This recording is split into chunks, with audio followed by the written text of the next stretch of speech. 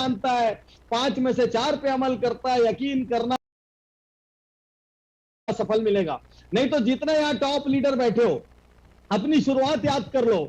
जिनको सोचा आपने कि ये बहुत तगड़ा डाउनलाइन है, इसके ऊपर दांव लगाते हैं, जिस प्रोस्पेक्ट को खूब मालिश करके, तेल लगा के, सेवा करके, नमस्ते करके, सलाम करके, सारी रणनीति डाल के लेके आए, उसने आपको बड़ा नहीं बनाया। एक कोने में चुपचाप सा भोंदू सा आदमी बैठा था, जिसमें कोई स्टाइल नहीं थी, बोलने की कला नहीं थी, दम नहीं था। उसने अचानक ऐसा चमत्कार किया कि आज आप डायमंड बन गए और आपकी सबसे स्ट्रॉन्ग पिलर्स में से वो एक रहा। तो हर किसी के आसपास औसत लोगों ने, जिनकी सोच में दम था, उन्होंने क्रांति रची है। तो आज मैं आपसे कह रहा हूं, पूरा लेने की कोई जरूरत नहीं है, 2-3 आइडिया ले लेना, उतने में पूरा चार्ज हो जाओ। 2-3 आइडिया में पूरा चार्ज हो जाओगे, और आप चार्ज हो गया तो न्यूट्री चार्ज हो जाएगा, तो कोई दिक्कत की बात नहीं है। अब मैं आपको बता रहा हूं कि मैं आपको कुछ सजेशंस प्रपोज करूंगा जो कि टाइम टेस्टेड है, जो बीते बहुत सालों में मैंने अपने अनुभव से सीखे हैं। इतनी सारी कंपनियों में गया हूं, नेटवर्क मार्केटिंग का अच्छा बुरा दोनों वक्त देखा है। ऐसा भी वक्त देखा है कि जब हम लोग इन्विटेशंस को मना कर देते थे, जब हम किसी कंपनी के स्टेज पे खड़े होते थे तो मन करता था, हे प्रभु ये लेक्चर जल्दी खत्म हो जाए, क्योंकि ये कंपनी लेक्चर तक भी सर्वाइव करेगी कि नहीं, उसके पहले तो कुछ गड़बड़ नहीं हो जाएगा इसमें। वो बुरा वक्त भी हम लोगों ने देखा है। तो अब हम, ऐसा होता है ना कि जैसे पिट पिट के आदमी पक्का हो जाता है, तो अब हम पक्के हो गए, इसलिए आपको कुछ टाइम टेस्टेड सजेशंस मैं यहां पर दूंगा। कुछ ऐसी चीजें जो मुझे लगता है कि एमएलएम को जानना चाहिए, वैसी कुछ चीजों पर मैं लॉक एंड की, यानी कुछ ताले जो मैं आपको बताऊंगा, उनकी चाबियां भी यहां पर सजेस्ट करूंगा। कुछ अपने छोटे छोटे कोर्सेज भी सजेस्ट करूंगा। जो कोर्सेज आपकी कंपनी चलाती है उसके लिए बिल्कुल भी मेरी तरफ ना देखे, कंपनी बहुत जोरदार है, सफिशिएंट है। कोई ऐसी चीज है जिसके लिए आपको वहां कमी है, कोई ऐसी चीज है जिसकी लगता है एक और एडिशनल राय मिल जाए, तो मैं आपको कुछ कोर्सेज इन्हें लॉक के साथ की भी दूंगा, खाली ताला लगा के नहीं छोड़ूंगा। I am honoured that you are here. आप सब अपने व्यस्ततम समय में से समय निकालकर यहां आए, कंपनी न्यूट्री चार्ज जिसने बुलाया, और आपके एजुकेशन के फोकस को भी मैं सलाम करता हूं।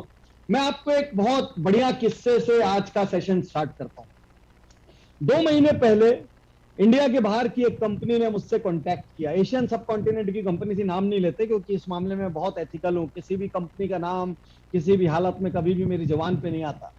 तो एक कंपनी ने मुझसे कांटेक्ट किया कि उनको कोर्सेज बनवाने थे अपने लिए, तो मैं उनके लिए रिसर्च कर रहा था। आप लोग आश्चर्य करेंगे, जब मैंने रिसर्च करना शुरू की तो दुनिया की शुरुआती नेटवर्क मार्केटिंग कंपनियां, दुनिया की सबसे पहली दूसरी एमएलएम कंपनी कह लीजिए, आपको पता है वो किस सन में बनी थी?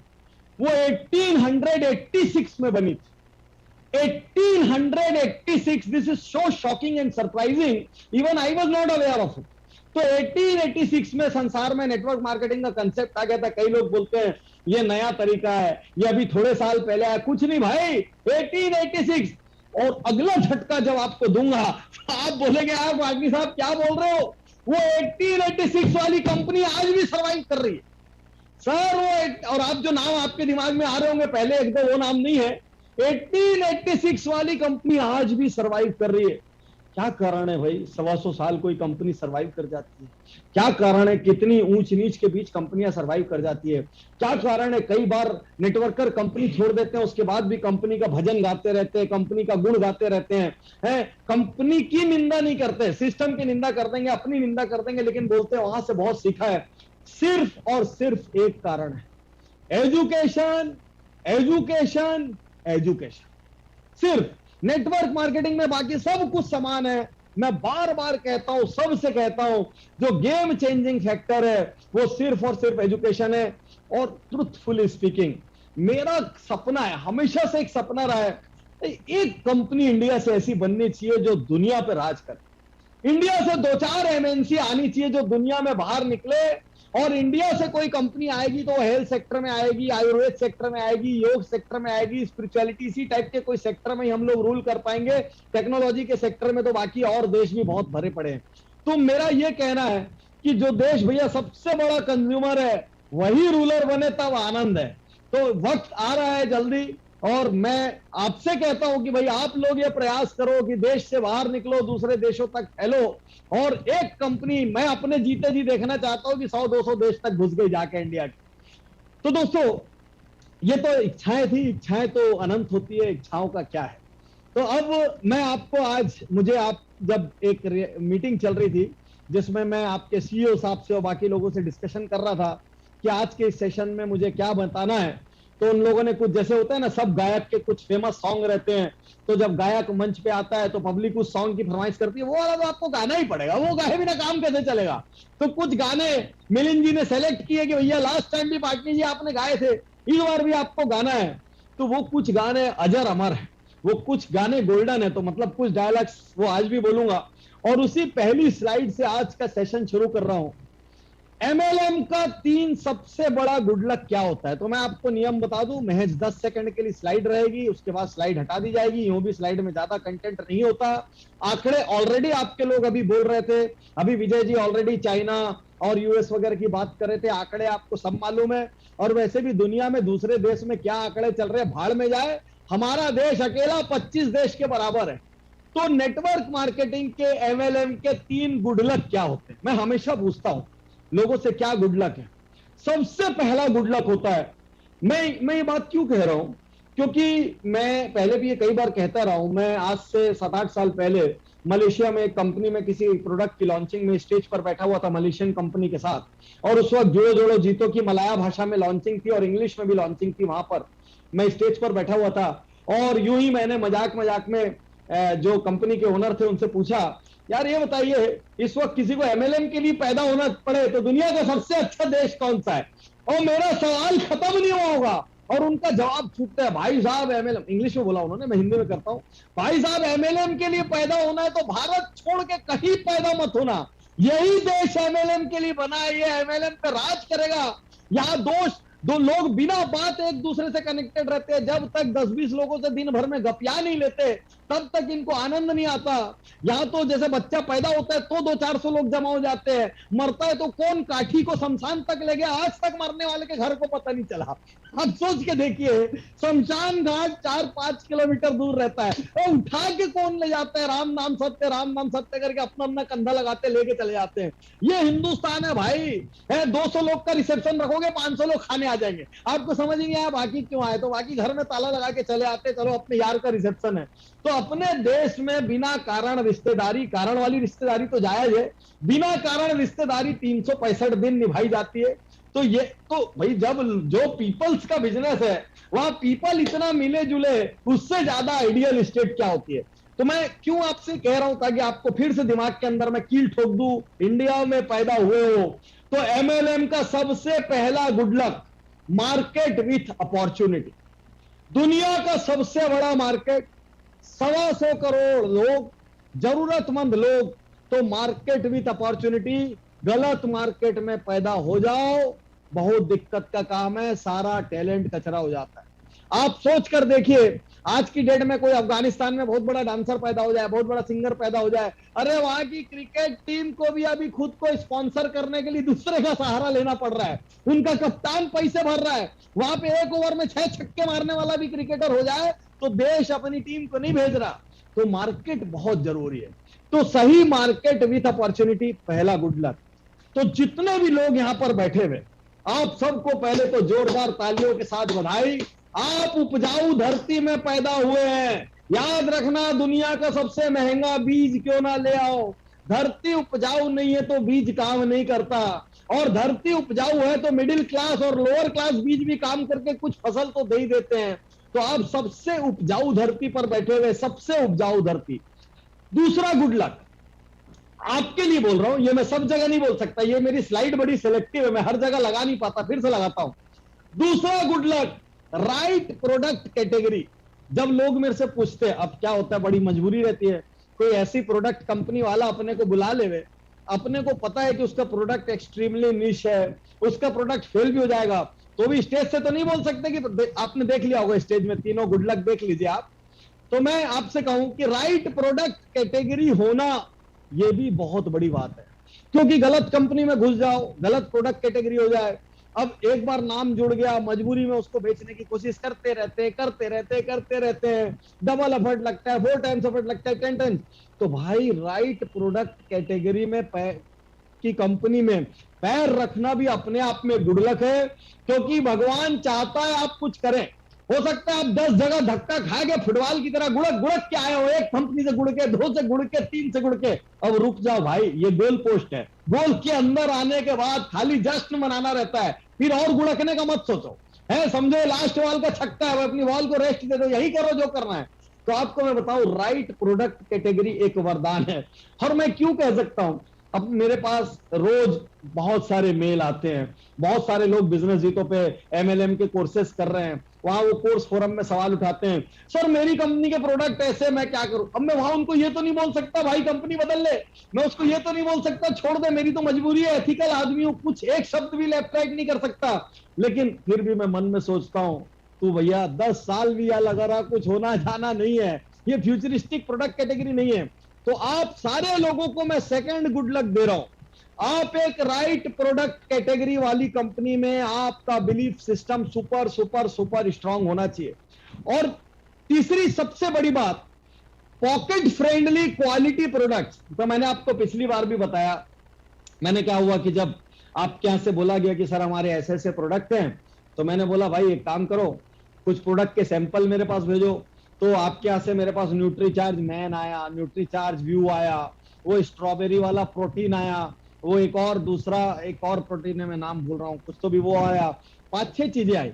तो उस वक्त तो मैं 2-3 दिन ट्रायल करके रखा था। अभी इस बार मैंने वो कुछ ज्यादा दिन लंबा ट्रायल लिया, लेकर देखा, अपनी फैमिली मेंबर्स को भी कुछ बोला, क्वालिटी में कहीं कोई डाउट नहीं है। मैं इसलिए नहीं बोल रहा हूं कि मैं आपके हूं, मैं बहुत होशियार आदमी हूं, यदि आपकी क्वालिटी खराब होती तो इस वक्त मुंह बंद करके स्लाइड को स्किप कर देता मैं, और बोलता ही नहीं क्वालिटी खराब है। लेकिन अच्छी क्वालिटी को मैं बोल सकता हूं अच्छी क्वालिटी है, क्योंकि लोग जब अच्छा काम करते हैं तो उनकी तारीफ होना चाहिए मेरे दोस्त। तो आज आपसे कहूं, नेटवर्क मार्केटिंग के 3 गुड लक हैं, और तीनों के तीनों गुड लक पे आप टिक मार रहे हैं। एक, market with great opportunity, India is a great market, great future, great opportunity. पिछले 20-25 सालों में लोगों ने कुछ भी किया हो, उसमें गवर्नमेंट का साथ नहीं था, सपोर्ट नहीं था, रूल्स नहीं थे, लॉज नहीं थे, उसमें मतलब हर नेटवर्कर, हर एमएलएम करने वाला, वो कभी गलती से किसी थाने में पहुंच जाए तो चोरी समझा जाता था, क्योंकि उसको प्रॉपर बिजनेस की तरह ही ट्रीटमेंट नहीं मिलता था। अब सही वक्त की शुरुआत हो चुकी है, कोरोना भी चला गया है, और आपके लिए तो मानो कोरोना वरदान है, क्योंकि कोरोना में सबसे ज्यादा किसी चीज की कॉन्शियसनेस बढ़ी तो भैया हेल्थ की कॉन्शियसनेस बढ़ी, हेल्थ की अवेयरनेस बढ़ी।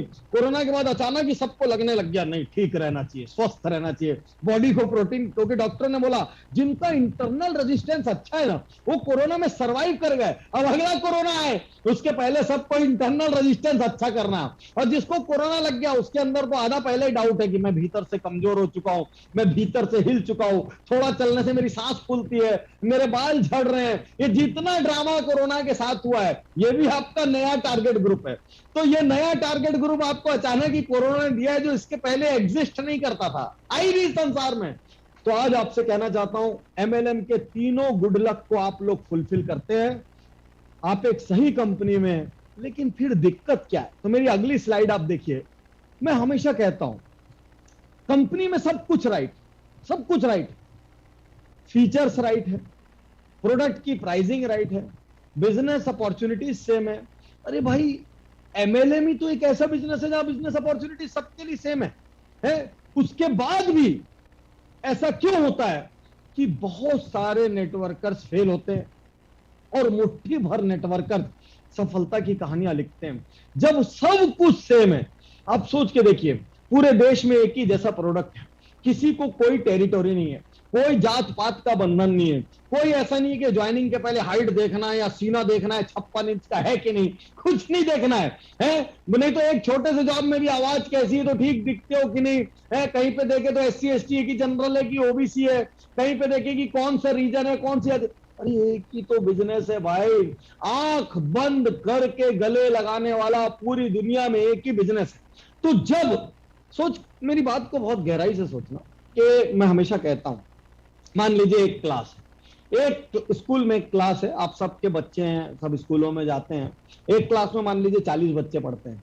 अब सोचिए, एक ही क्लास, एक ही टीचर एक ही बुक से पढ़ाता है, एक ही दीवार होती है, एक ही छत होती है, एक ही टेबल होती है, एक ही बेंच होती है, एक ही समय पे स्कूल लगता है, एक ही समय पे स्कूल छूटता है, एक ही वॉशरूम होता है, एक ही रिसेस ब्रेक होता है, एक ही डेट पे एग्जाम होती है, एक ही एग्जामिनर क्वेश्चन आंसर जाता है, सब कुछ एक जैसा होता है। ऐसा क्या होता है भाई? उसी क्लास में से कोई आईएएस निकल जाता है, उसी क्लास में से कोई आईपीएस निकल जाता है, डॉक्टर, इंजीनियर, वकील, बड़ा एंटरप्रेन्योर निकल जाता है, उसी क्लास में से एक औसत आदमी निकल जाता है, उसी क्लास में से एक चोर, अपराधी, क्रिमिनल निकल जाता है। ऐसा क्यों होता है भाई? जब सारा इनपुट सेम था, जब हर चीज सेम थी, एक भी एक्सटर्नल फैक्टर चेंज नहीं हुआ, तो फिर उस क्लास में ऐसा क्या बदला जिससे कोई शिखर पर पहुंच गया, कोई औसत रहा? किसी के होने पर उनके माँ बाप को, समाज को, शहर को, देश को गर्व हुआ, और किसी के होने पर उसके आसपास के लोगों को हमेशा प्रॉब्लम हुई। ठीक वही हाल एमएलएम का। प्रोडक्ट एक, टेरिटोरी पूरा देश, कोई किसी को भी जाके कहीं भी जोड़ सकता है। हर घर में किसी भी घर को आप नॉक कर सकते हो। आपके प्रोडक्ट के लिए किसी भी प्रकार की कोई सीक्रेट कुछ भी नहीं है। बिजनेस प्लान सेम है, पीवी बीवी का मॉडल सेम है, सब कुछ सेम है। भाई ऐसा क्या होता है कि कुछ नेटवर्कर क्रांति कर देते हैं और कुछ नेटवर्कर में शांति छा जाती है बुरी तरीके से? ऐसा क्या होता है? मैं हमेशा से ये मानता हूं, बाहरी तत्व, बार बार मैं आपसे कह रहा हूं, बाहरी तत्व आपकी सफलता या असफलता को तय नहीं करते। बाहरी तत्व आपकी सफलता और असफलता को तय नहीं करते। ये केवल आपके बहानों के लबादे हैं जो आप सच का सामना करने से बचने के लिए इस्तेमाल करते हैं। कि मार्केट ऐसा है, लोगों ने ऐसा बोल दिया, उसने मना कर दिया।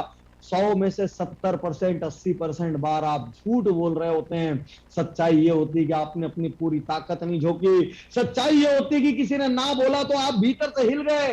सच्चाई ये होती है कि जब किसी ने घूर के देखा, व्यंग किया, मुस्कुराया, अपमान किया, 2-4 कड़वे शब्द बोले, आप 15 दिन के लिए ठंडे हो गए। एक मिनट,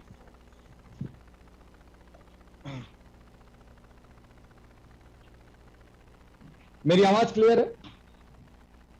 मेरी आवाज आ रही है? Yes sir, yes sir. वो मेरा ब्लूटूथ भी जोश में आ गया, कान से निकल के गिर गया, उसको लगा मैं जाके प्रोस्पेक्टिंग करके आता हूँ। ठीक ठीक है, तो मैं आपको बता रहा हूं। तो सार ये है कि कोई बाहर वाला हमको नहीं रोकता, कोई भी बाहर वाला हमको नहीं रोकता है। ये हमारे अपने बनाए हुए बहाने, और ये हर जगह एप्लीकेबल है। आज आपसे कहता हूं, यदि आपकी कंपनी में एक भी आदमी ऐसा है जिसने लाखों करोड़ों कमाए हैं, तो आप भी कमा सकते। एक भी आदमी ऐसा, उसको एक भी सीक्रेट ज्ञान मिलिंद जी ने ऐसा नहीं दिया, उसको एक भी सीक्रेट ज्ञान तिलोक जी ने ऐसा नहीं दिया जिससे वो अकेला सफल हो गया हो और आप असफल रह जाए या औसत रह जाए। ये पूरा बिजनेस ओपन है, ये पूरा बिजनेस ट्रांसपेरेंट है, ये पूरा बिजनेस लिमिटलेस है, ये पूरा बिजनेस टेरिटरी लेस है। ये इस बिजनेस की ब्यूटी है। जब तक आप अपने बहानों से बाहर निकलकर इस ब्यूटी को नहीं समझेंगे ना, तब तक आपकी सफलता में वो स्पीड नहीं आ पाएगी। और आपको मैं बताता हूं, मैं आपको एक स्लाइड नहीं दिखा रहा हूं, खाली मुंह से बता रहा हूं। 4 अक्षर आप नोट कर लीजिए, 4 अक्षर, स्लाइड नहीं है, मैं मुंह से बता रहा हूं आपको। 4 अक्षर इस बिजनेस में सफलता तय करते हैं, जिनको मैं कहता हूं बिट्स। बिट्स मतलब टुकड़े में, जैसे कहते हैं ना नेटवर्क मार्केटिंग में ओवरनाइट सफलता नहीं मिलती है। ओवरनाइट सफलता चाहिए तो जाओ किसी को किडनैप कर लो, ओवरनाइट सफलता चाहिए तो जाओ किसी को मर्डर करने की सुपारी ले लो, ओवरनाइट सफलता चाहिए तो जाओ कहीं पे जुआ हुआ खेल लो। ये ओवरनाइट सफलता का गेम नहीं है मेरे दोस्त, ये बिट्स एंड टिट्स में सफल होने का गेम है। थोड़ा थोड़ा थोड़ा आप अचीव करते हैं। जैसे एक बड़ा बागीचा एक एक पौधा करके लगता है ना, जैसे एक बड़े पहाड़ पे आप चढ़ते एक एक एक एक एक एक कदम करके चढ़ते हैं, वैसे ये बिजनेस बिट्स में सफल होने का गेम है। तो बिट्स का पहला बी क्या है? बिट्स का सर्वप्रथम फर्स्ट बी क्या है? जिस बी के बिना इस बिजनेस में कुछ भी नहीं हो सकता, वो पहला बी है बिलीफ। आप विश्वास करिए, कोई और बिजनेस ऐसा नहीं है जिसमें बिलीफ की इतनी ज्यादा जरूरत होती हो। एक स्टील प्लांट, पावर प्लांट में बिलीफ की जरूरत नहीं है, वहां पे मैनेजमेंट की जरूरत है, वहां पे मशीनरी की जरूरत है, वहां पे इंफ्रास्ट्रक्चर की जरूरत है। एक प्रोफेशनल सक्सेस के लिए एक डॉक्टर को, इंजीनियर को बिलीफ की जरूरत नहीं है, उसको एक डिग्री की जरूरत है, उसको एक नॉलेज की जरूरत है। सिर्फ ये एक ऐसा सिस्टम है। क्यों? बहुत कम एंट्री है भाई, पैसा तो मांगते ही। सिर्फ बिलीफ पे कोई क्या अंदाज लगा सकता है यार कि 5-10 हजार रुपए का इनिशियल इन्वेस्टमेंट करके नए रूल के हिसाब से तो ज्वाइनिंग फीस तक नहीं ले सकते, उसके बिना आदमी के घर में बीएमडब्ल्यू, ऑडी, मर्सिडीज, जगुआर आ जाती है। कैसे होता है ये? कैसे होता है? बिलीफ पे। क्यों आपके गांव में कभी किसी ने सपना नहीं देखा था आप एक दिन एक घर बना लेंगे, गाड़ियों में घूमेंगे, आप एक दिन स्टेज पे खड़े होंगे? अरे टाई बांधनी नहीं आती थी आप में से 80% लोगों को। जिंदगी में कभी नहीं सोचे थे कि एक दिन टाई बांध के घूमेंगे। याद करो, घर से निकलते थे सारे लोग एक कोने में जमा होते थे और एक दूसरे की टाई बांधते थे। आपके बीच में कोई एक हीरो होता था जिसको टाई बांधना आता था। उसके बाद जब वहां से वापस निकलते तो चुपचाप अपने पॉलिथीन के अंदर कोट और टाई रख लेते। गांव में कोई देख लेगा तो हंसेगा। हर कोई उसी दिन से उसी रास्ते से गुजरा है। यदि कोई चीज आपको सफल बनाती है, यदि कोई चीज आपको योग्य बनाती है, और भाई पैसे का अपना एक अंदाज होता है, पैसा आता है तो सारी स्टाइल ले आता है। और पहला बी जो सारी चीज की जड़ है, याद रखिए बुर्ज खलीफा बिल्डिंग है। जितनी बुर्ज खलीफा को ऊपर जाना था उतनी बुर्ज खलीफा नीचे गई। बहुत ध्यान से समझिएगा, जिसको जितना ऊंचाई पर जाना होता है उसको उतना गहराई पर जाना होता है। तो यदि गहराई कहां से पैदा होती है? आपके सबकॉन्शियस माइंड, आपके शरीर के रोम रोम, आपके अवचेतन मस्तिष्क में एक चीज होनी चाहिए, वो है बिलीफ कंपनी पर, बिलीफ सिस्टम पर, और बिलीफ खुद पर कि मैं कर लूंगा, मैं कर लूंगा। यदि कोई और कर सकता है तो मैं कर लूंगा। अरे बड़े बड़े राजा महाराजा बिलीफ के सहारे वार जीत जाते हैं। हम लोग जो देखते हैं, पिक्चरों में देखते हैं, 50 सैनिक ने 1000 सैनिक को हरा दिया, एक छोटे से देश ने एक बड़े देश को हरा दिया, एक पूरी टीम हार पे थी, लास्ट में एक आया फुटबॉलर, उसने ठक ठक 2 गोल ठोक के हारे हुए मैच को जिता दिया। ये सब क्या है भाई? ये सब बिलीफ है। बिलीफ नहीं होना तो कुछ नहीं है इस संसार में। बिलीफ नहीं हो तो एक भगवान नहीं। आप मिले हो क्या राम भगवान से? आप मिले हो क्या कृष्ण भगवान से? मैं मिला हूं क्या महावीर भगवान से? कोई और मिला है क्या ईसा मसीह से? कोई किसी से नहीं मिला। सारा गेम बिलीफ का है। बिलीफ है इसलिए संसार है। तो पहला बहुत स्ट्रांग, क्योंकि ये बिलीफ बार बार डगमगाएगा। आप दूसरे को नहीं दिखाएंगे, आप दूसरों के सामने चेहरे पे मुखौटा ओढ़ के जीते हैं। आप अपने डाउनलाइन को भी नहीं दिखाएंगे मेरी बिलीफ गड़बड़ा गई है, लेकिन कहीं ना कहीं आप भीतर से टूट जाएंगे। आपके एफर्ट्स में वो कमी नजर आने लग जाएगी, आपके एनर्जी में वो कमी नजर आने लग जाएगी। आप कुछ बहाने मारने लग जाएंगे, आप मुंह से स्वीकार नहीं करेंगे क्योंकि ईगो हट होगा, लेकिन बिलीफ दरक चुकी है अंदर से। कहीं ना कहीं आज उस बिलीफ को वापस जिंदा कर। भाई 1 करोड़ की कार क्यों ना हो, उसमें पेट्रोल डीजल यदि नहीं होगा तो कार नहीं चलेगी। आप कितने टैलेंटेड, डायनामिक, सुपर परफॉर्मर क्यों ना हो, बिलीफ की कमी हो गई तो नहीं चलेगा। तो बिट्स पहला बी बिलीफ। मैं आज आपको बेसिक से क्यों ले जा रहा हूं? लोग सोचते हैं एमएलएम में सीक्रेट होता है, कोई सीक्रेट नहीं होता। यदि इस व्यापार में सीक्रेट है तो फिर तो भूल जाओ आप इस व्यापार को। कोई सीक्रेट नहीं है। This is the most open game possible. इसीलिए इसमें किसी के पास भी जाओ मार्केट में, हर कोई इसकी निंदा करने को तैयार रहता है। जिसने कभी एमएलएम नहीं भी किया उसके पास भी 2-4 कमेंट रहता है। सीक्रेट कुछ है ही नहीं, हर किसी के पास। जिसके नाते रिश्तेदार 4 पुश्त में कोई एमएलएम नहीं किया है वो भी बोलते हैं अरे बेकार है, फालतू है, चेन स्कीम है, ऐसा टाइप है, ज्ञान बट। तो भैया फिर सीक्रेट कहां बचा? जब देश के हर आदमी को मालूम है एमएलएम कैसा है, तो इससे ज्यादा ओपन व्यापार क्या है? तो बिट्स का पहला भी बिलीफ, पहला भी। दूसरा आई, इंटरेस्ट।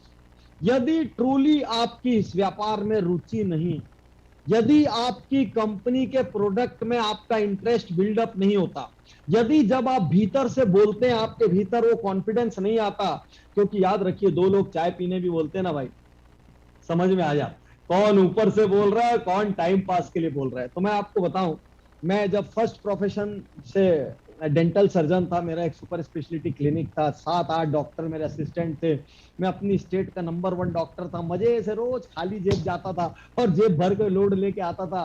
डॉक्टर साहब ही था, जब था डॉक्टर साहब ही था।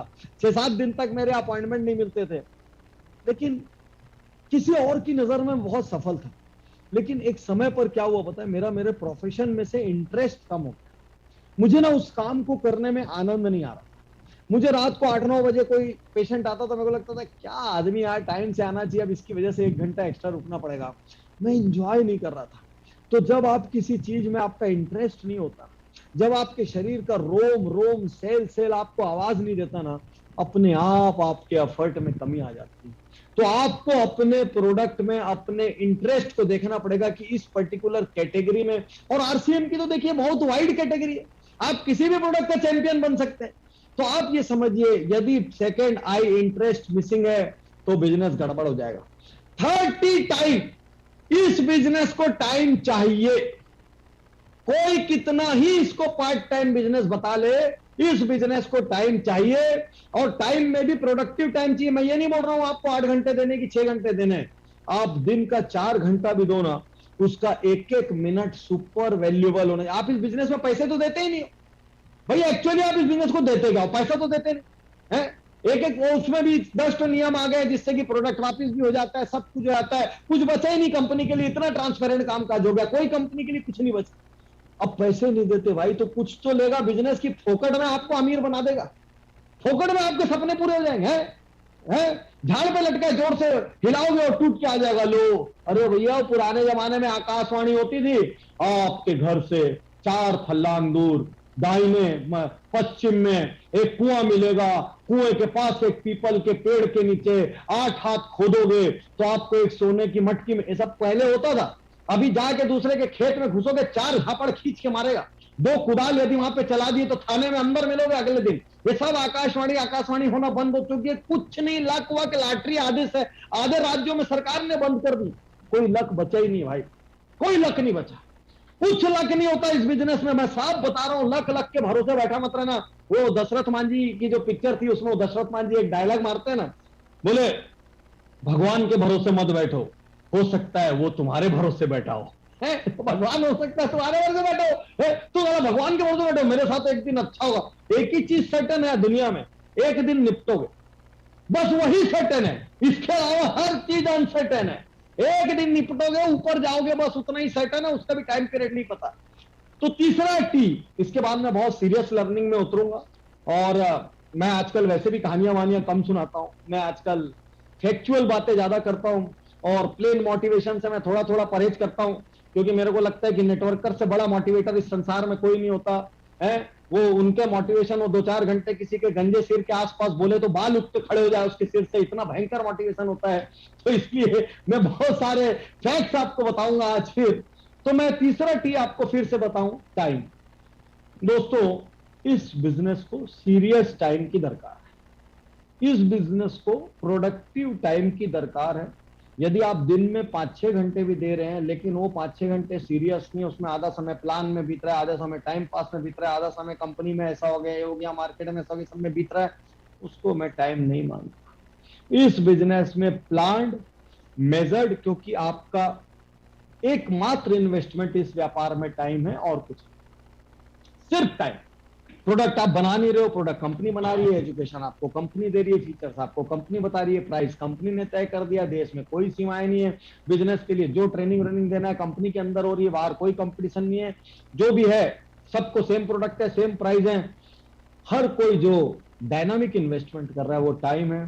तो आपको इस बिजनेस में तीसरा टी, बिट्स, तो पहला बिलीफ, दूसरा इंटरेस्ट, तीसरा टाइम, और चौथी सबसे डेडली चीज, यदि वो नहीं होगी तो ये बिजनेस सुसाइडल है। बिट्स का चौथा एस है, स्पीड। याद रखिए, इस बिजनेस में स्लो इज बेस्ट। मैं हमेशा इस बिजनेस के लिए एक बात कहता हूं, मेरे से कोई normal conservative traditional business owner आता है, कोई फैक्ट्री वाला आता है, मैं बोलता हूं भाई स्लो चलते हैं, इंक्रीमेंटल ग्रोथ करेंगे, धीरे धीरे आगे बढ़ेंगे। एमएलएम में स्लो इज डेथ। एमएलएम में जितनी जल्दी आपका मोटा फैट चेक बने, जितनी जल्दी आपके घर के बाहर एक 2 व्हीलर खड़ी हो, एक 4 व्हीलर खड़ा हो, जितनी जल्दी आप अपने गांव में, अपने टाउन में एक फॉरेन यात्रा करने वाले यात्री बने, जितनी जल्दी आपकी बीवी के गले में सोने के जेवर और हीरे के जेवर नजर आए, उतनी जल्दी आप इस बिजनेस में सक्सेसफुल होंगे। क्योंकि जब आपको लोग व्यंग करते हैं, जब आपको लोग अपमान करते हैं, जब लोग आपको नहीं बोलते, जब आपके अपने आपका फोन उठाने से इनकार करते हैं, ऐसा लगता है छोड़ दो, छोड़ दो लगता है। लेकिन उस छोड़ दो के स्ट्रांग होने के पहले यदि एक चेक जेब में आ जाए तो फिर वो चेक अपनी कहानी खुद बोलने लग जाता है। वो 2 व्हीलर अपना डायलॉग खुद मार देती है, वो 4 व्हीलर खुद ही आसपास सबसे ग्रुप डिस्कशन कर लेता है बिना बोले, किसी को बात ही नहीं करना पड़ता। तो भाई स्पीड, तो 4 अक्षर यदि आपका बराबर है, बिलीफ तगड़ा है, प्रोडक्ट में, कंपनी में, सब में इंटरेस्ट है, बिजनेस को आप टाइम देने को तैयार हैं, और स्पीड आपने पूरी बना रखी है, आप स्लो नहीं हो रहे, हार नहीं रहे, तो विश्वास कीजिए इस बिजनेस में सफलता की बहुत सारी संभावना है। तो कुल मिला के यदि जब सब प्रोडक्ट एक रहते हैं, टेरिटरी एक रहती है, तो फर्क कहां पर आता है? फर्क सिर्फ और सिर्फ सोच का फर्क है। तो मैं लोगों से हमेशा कहता हूं, एमएलएम का सबसे बड़ा गुड लक, सबसे बड़ा सीक्रेट और सबसे बड़ा सक्सेस टूल सिर्फ एक है, वो आपका माइंडसेट है, माइंडसेट है, माइंडसेट। आप लड़ने को तैयार है या नहीं, आप जूझने को तैयार है या नहीं, आप रोज मेजर्ड बिजनेस करने को तैयार है या नहीं, आप इस बिजनेस को लाइटली देखिए। मैं आपको बताता हूं, मुझे हमेशा क्या लगता है कि नेटवर्क मार्केटिंग में ना खूब जम के एंट्री फीस होनी चाहिए। ये ना जिंदगी का नियम है कि जब फीस लगती है ना तो आदमी इज्जत ज्यादा देता है उस व्यापार में। तो एक सुलभ शौचालय में भी 2 रुपया जब ठीक से लेता है ना आपसे, 5 रुपए ठीक से लेता है, तो वो इज्जत से यूज होता है।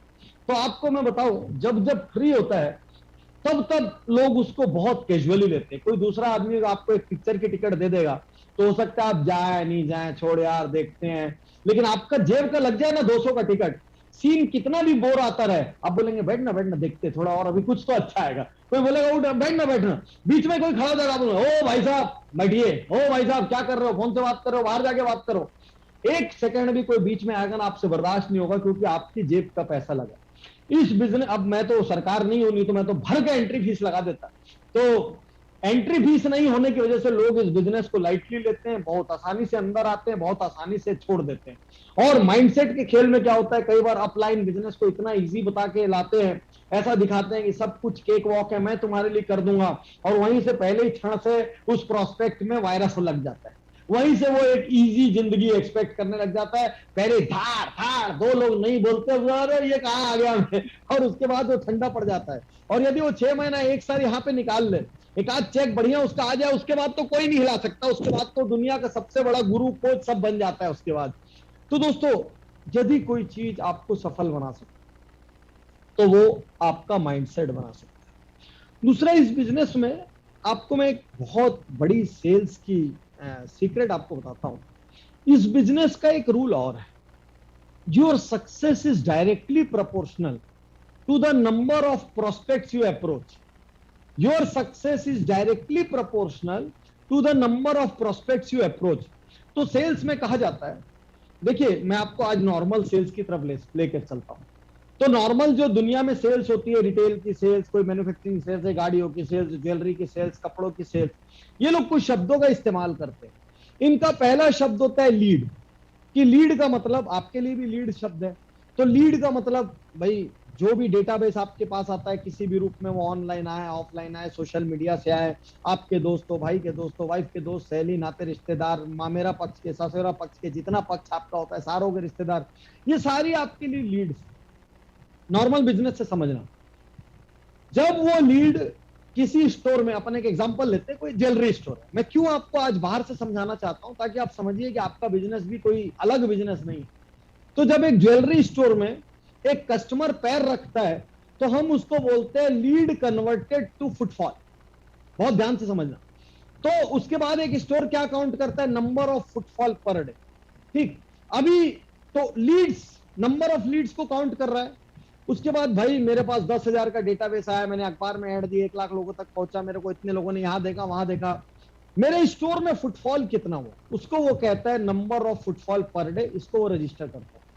उसके बाद वो दिन के एंड में गिनता है, भाई बिल कितने बने, तो उसको वो बोलता है number of conversion per day. बहुत ध्यान से आज समझना, मैं आपको नेटवर्क मार्केटिंग से बाहर निकाल के फंडा सिखा रहा हूं, क्योंकि अभी मैं आपको जो प्रोस्पेक्टिंग का फंडा सिखाने वाला हूं वो वैसा ही है।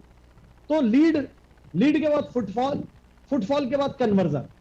अब कन्वर्जन, अब वो देखता है यार मेरे स्टोर में 100 लोग दिन के आते हैं और 10 लोग खरीदी करते हैं, तो वो देखता है यार मेरा तो रेशियो 100/10 का है।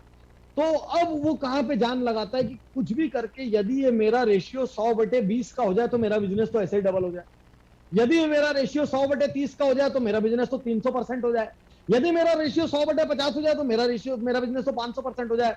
तो अब इस कन्वर्जन को बढ़ाने के लिए क्या करना पड़ेगा, हो सकता है मेरे को मेरे सेल्समैन को ट्रेन करना पड़ेगा, हो सकता है मेरे को प्रोडक्ट कॉस्ट चेंज करनी पड़ेगी, हो सकता है मेरे को खूब एट्रैक्टिव डिस्काउंट ऑफर स्कीम लगानी पड़ेगी, हो सकता है स्टोर को बहुत सुंदर बनाना पड़ेगा, बहुत ग्रीटिंग माहौल वॉल जबरदस्त करना पड़ेगा। तो अभी वो लीड की परवाह नहीं कर रहा है, ध्यान रखना, इस वक्त तो परवाह क्या कर रहा है, अंदर जो आ गया है कैसे मैं उसका कन्वर्जन बढ़ाऊं। बहुत ध्यान से आप समझना, नए तरीके से आपको एमएलएम समझा रहा हूं। अब अंदर जो आ गया उसका कन्वर्जन बढ़ गया, अब भाई 100 में से 30 तक का कन्वर्जन आ गया, ठीक है जी, बहुत बढ़िया बात है। अब वो चौथा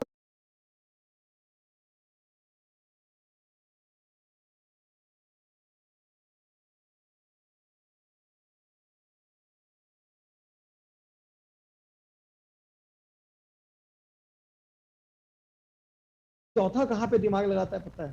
पर बिल वैल्यू, कि भाई मेरे 100 में से 30 लोगों ने खरीदा और 30 लोगों की पर आदमी की बिलिंग जो थी 10-10 हजार की थी। ऐसा क्या करूं जिससे ये 10,000 की बिलिंग जो है 15 की हो जाए? तो अब कस्टमर तो मेरा अपना हो चुका है, उसको मैं थोड़ा सा और अवेयर कर दूं, थोड़ा सा और एजुकेट कर दूं, थोड़ा सा और उसके साथ बातचीत कर लूं, थोड़ा सा और उसको रिलेशनशिप बना दूं, कोई और टर्नओवर का ऑफर दे दूं, कोई और लॉयल्टी प्रोग्राम का ऑफर दे दूं, कुछ और कर लूं, तो वो ऐसा नहीं सोचता मेरे को सेल्स बढ़ाना। देखिए बात को समझिए, हम लोग क्या बोलते हैं, यार बिजनेस नहीं आ रहा है, यार बीवी नहीं बन रहा है, यार बीवी नहीं बन रहा है, यार चेक नहीं, अरे वो बाई प्रोडक्ट है भाई। आप जिस एंड की चीज को देख रहे हो उसको देखते रहोगे, सिवाय फ्रस्ट्रेशन के कुछ हाथ नहीं लगेगा, कुछ भी हाथ नहीं लगेगा। आपको देखना होगा आपके स्टेप्स को, कि आपकी लीड आपके पास बराबर आ रही है कि नहीं, नई लीड आपके यहाँ ऐड हो रही है कि नहीं, नई लीड लाने के लिए आप क्या क्या कर रहे हैं। बिल्कुल ध्यान से करिए। फुटफॉल का मतलब नॉर्मल स्टोर में कस्टमर आता है, आप ये समझिए फुटफॉल का मतलब आपकी प्रोस्पेक्टिंग हो गई, कि आप कितने लोगों को प्रोस्पेक्टिंग कर रहे हैं। तो महीने में भाई इतनी लीड जमा हुई, इतनी लीड में मैं इतने लोगों को टैप किया, इतने लोगों की मैंने प्रोस्पेक्टिंग की। अब बिल्कुल एक स्टोर जैसा बिहेव करता है। प्रोस्पेक्टिंग के बाद आपने देखा कन्वर्जन, कि यदि मैं 10 लोगों को प्लान प्रेजेंट करता हूं, मेरी बात बहुत ध्यान से सुनना भाई, नए तरीके से लेकर जा रहा हूं आप, है ना, आपको समझ में आना चाहिए, आपका बिजनेस कोई रॉकेट साइंस नहीं है। अब आप देखिए कि फुटफॉल के बाद क्या हुआ, कि अब आपने प्रोस्पेक्टिंग करी, तो आपका ना पहले एक प्रोस्पेक्टिंग का रेशियो था, कि मैं 10 लोगों को प्लान दिखाता हूं तो एक आदमी साइन अप करता है, या मैं 10 को प्लान दिखाता हूं तो 3 साइन अप करते हैं, 4 साइन अप करते हैं। तो भाई आपका कन्वर्जन रेशियो इंप्रूव हुआ कि नहीं? देखो लीड बहुत ध्यान से समझना, 100 लीड आई, 100 लोगों का आपका डेटा आया, आपने 100 में से 20 को अप्रोच किया, 20 में से 2 कन्वर्ट हुए, ये आपका बिजनेस सीधे सीधे चल रहा है। अब यदि आपको बिजनेस बढ़ाना है, सीधे सीधे बिना कुछ छेड़छाड़ किए खाली लीड पे काम कर लो, 100 की जगह 200 लीड ले आओ, ऑटोमेटिक आपका बिजनेस बढ़ जाएगा, क्योंकि वो तो प्रोपोर्शन में चल रहा है। अब मान लीजिए आपकी 100 ही लीड थी, आपका 2 कन्वर्ट, उसमें से 20 को प्रोस्पेक्टिंग कर पा रहे थे, 2 कन्वर्जन हो रहा था, तो आपने 100 लीड में से प्रोस्पेक्टिंग को बढ़ा दिया। अब आप 20 की जगह 40 को प्रोस्पेक्टिंग करते हैं, तो अपने आप 4 कन्वर्जन होंगे। अब आप सोच के देखिए कि आपने अपनी महारत थोड़ी और बढ़ाई, थोड़ा और बढ़िया बढ़िया कोर्सेस किए, और सीखा, अपने आप को और मांझा, अपने किसी बढ़िया रोल मॉडल आइकॉन की स्टाइल को देखा, और आपके 20 में से जो 2 कन्वर्जन होते थे, अचानक ही आपकी स्टाइल में ऐसा परिवर्तन आया कि 2 की जगह आपका 4 कन्वर्जन होने लगे। अब 4 आपके पास साइन अप होके बैठे हैं, और वो चारों सब मिला मूली के भी महीने का एक निश्चित मात्रा में प्रोडक्ट खरीदते हैं। अब आपने ठान लिया, भाई मेरे पास कुछ तो यूज कंज्यूमर होंगे, और कुछ मेरे साथ बिजनेस में एक्टिव नेटवर्कर होंगे जो और लोगों को जोड़ेंगे, लेकिन कुछ प्योर कंज्यूमर यूजर बन के रह जाएंगे। तो कैसे मैं अपनी टीम में, अपने नेटवर्क में हर आदमी की पर बिल वैल्यू बढ़ाऊं? बहुत ध्यान से समझिए, हर आदमी की पर बिल वैल्यू बढ़ाऊं मतलब उसके घर में प्रोडक्ट का कंजम्पशन बढ़ाऊं, ताकि उसको महीने का।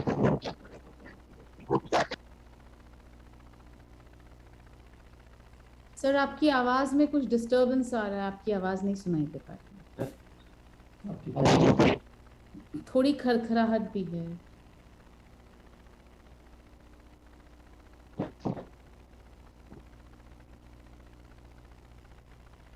सर ब्लूटूथ कहीं डिस्चार्ज नहीं हुआ हो? डिस्चार्ज होता तो आ जाता है। वॉल्यूम कम हुआ है, इसका मतलब कुछ ना कुछ बैटरी डाउन हो।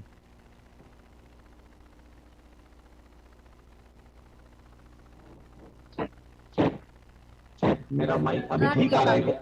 नहीं आ रहा सर, बीच में गड़बड़ है, वो लो साउंड है, डिस्टर्बेंस है। तो स्पॉट आ जाते एक मिनट, अभी normal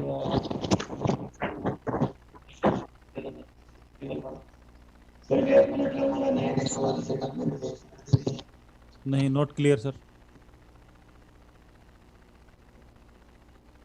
I will take just 1 minute. क्या हाँ नहीं आगे now it's clear. Now it's clear sir. तो ऐसे ही बोलते हैं, फिर किसी और चीज की जरूरत नहीं है, वाला फैन ऑफ कर दीजिए। जी जी, अभी बिल्कुल क्लियर आ रही है।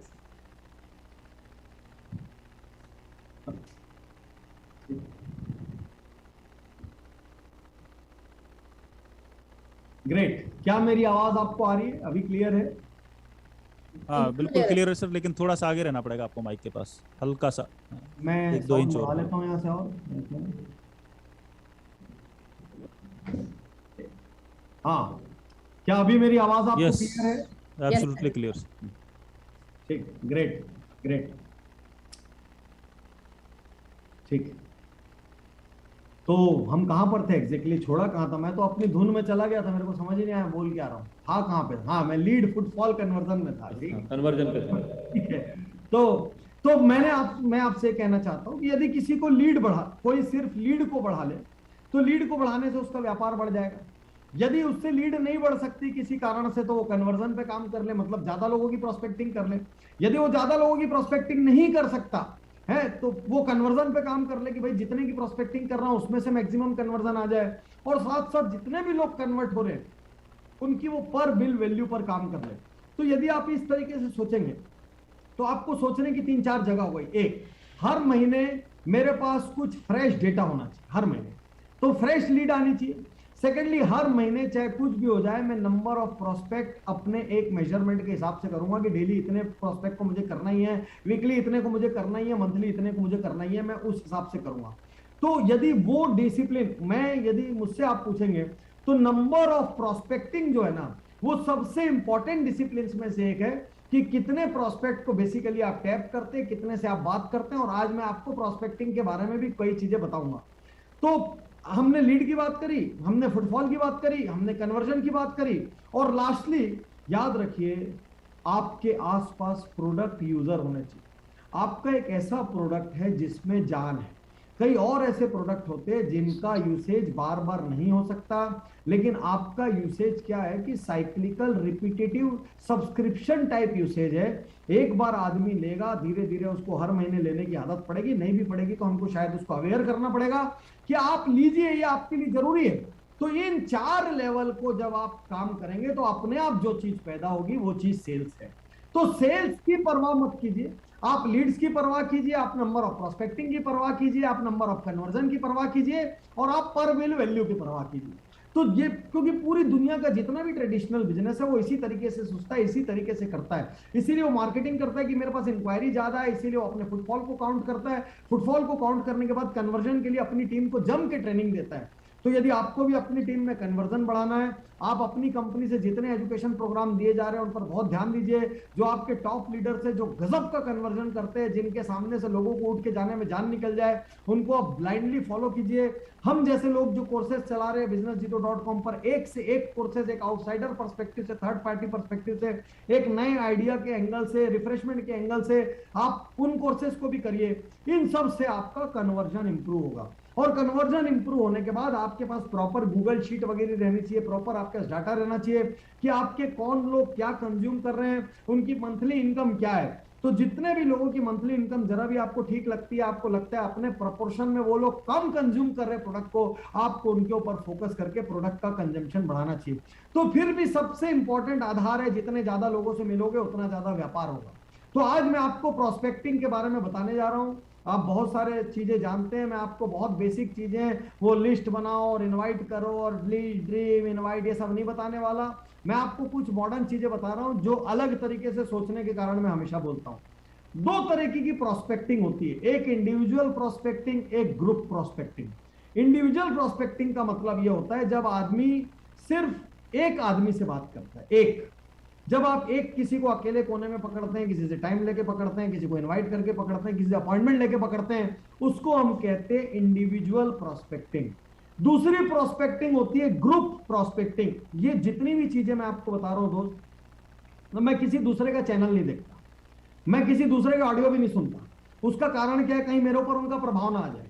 तो ये जितनी भी चीजें मैं आपको कह रहा हूं, ये सब मेरे अपने अनुभव से, मेरे अपने रिसर्च से, यहां तक कि ये शब्द भी मेरे अपने हैं। अब आज यहां बोलने के बाद और 25-50 लोग बोलने लग जाएं वो एक अलग बात है, लेकिन ग्रुप प्रोस्पेक्टिंग वर्ड और अभी जो मैं आपको एग्जांपल्स देने जा रहा हूं, ये आपने पहले कभी नहीं सुने होंगे, मेरा वादा है, क्योंकि ये हम नॉर्मल कंजर्वेटिव ट्रेडिशनल बिजनेसेस में इन शब्दों का इस्तेमाल करते हैं, वहां से मैं इसको नेटवर्क मार्केटिंग के लिए कस्टमाइज करता हूं।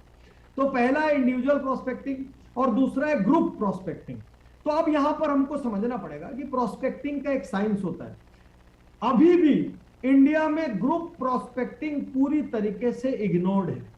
बहुत ध्यान से सुनिएगा, ग्रुप प्रोस्पेक्टिंग पूरी तरीके से इग्नोर्ड है। ग्रुप प्रोस्पेक्टिंग में जबकि रिजल्ट आने के चांसेस ज्यादा होते हैं, ग्रुप प्रोस्पेक्टिंग में जब अपलाइन और डाउनलाइन मिलकर एक ग्रुप को हैंडल करते हैं तो सक्सेस का रेशियो बढ़ जाता है। ग्रुप प्रोस्पेक्टिंग में एक साथ ज्यादा बिजनेस होता है और ग्रुप प्रोस्पेक्टिंग के लिए थोड़े से अलग गट्स, थोड़ी सी डेयरिंग, थोड़ी सी public speaking skill, presentation skill, थोड़े से कॉमन सेंस की जरूरत होती है। इसलिए नॉर्मल नेटवर्कर कभी ग्रुप प्रोस्पेक्टिंग नहीं करता, और जब भी आप ग्रुप प्रोस्पेक्टिंग करते हैं आप अपने आप अलग नजर आने लग जाते हैं। तो साइंस ऑफ प्रोस्पेक्टिंग क्या बोलता है, पहले इसको बहुत ध्यान से समझिए, मैं आपको सब कुछ समझाऊंगा। साइंस ऑफ प्रोस्पेक्टिंग बोलता है कि प्रोस्पेक्टिंग में 5 चीजें होना बहुत जरूरी है। आप इनको नोट कर लीजिए, 5 चीजें कौन सी जो होना जरूरी है। एक, न्यू प्रोस्पेक्ट की रिसर्च होना बहुत जरूरी है। ऐसा नहीं होना चाहिए कि आपकी जो पकड़ में आया आपने उसको बिजनेस बताया। आप एक क्षण के लिए इसको नोट कर लें, उसके बाद मैं स्क्रीन पर आ जाऊंगा। 5 इसमें पॉइंट है। New prospecting research, fixed prospecting schedule, daily prospecting self analysis, role model prospector और प्रोस्पेक्टिंग एवरेज एनहांसमेंट। तो ये इंग्लिश में मैंने लिखा है क्योंकि ये सब टेक्निकल टर्म्स हैं, मैं आपको हिंदी में बताऊंगा। और मैं अभी यहाँ पर कई लोग बैठे हुए, मैं आपसे पूछता हूं, क्या आपने इनमें से अधिकांश शब्द कभी सुने? क्या इनमें से आपने अधिकांश जार्गन्स या अधिकांश शब्द कभी सुने हैं? आपके कॉमन स्पीकर्स इनको यूज में लाते हैं? मिलिंद जी, क्या आपने ये सब वर्ड्स अपनी टीम में अपने स्पीकर्स में सुने हैं?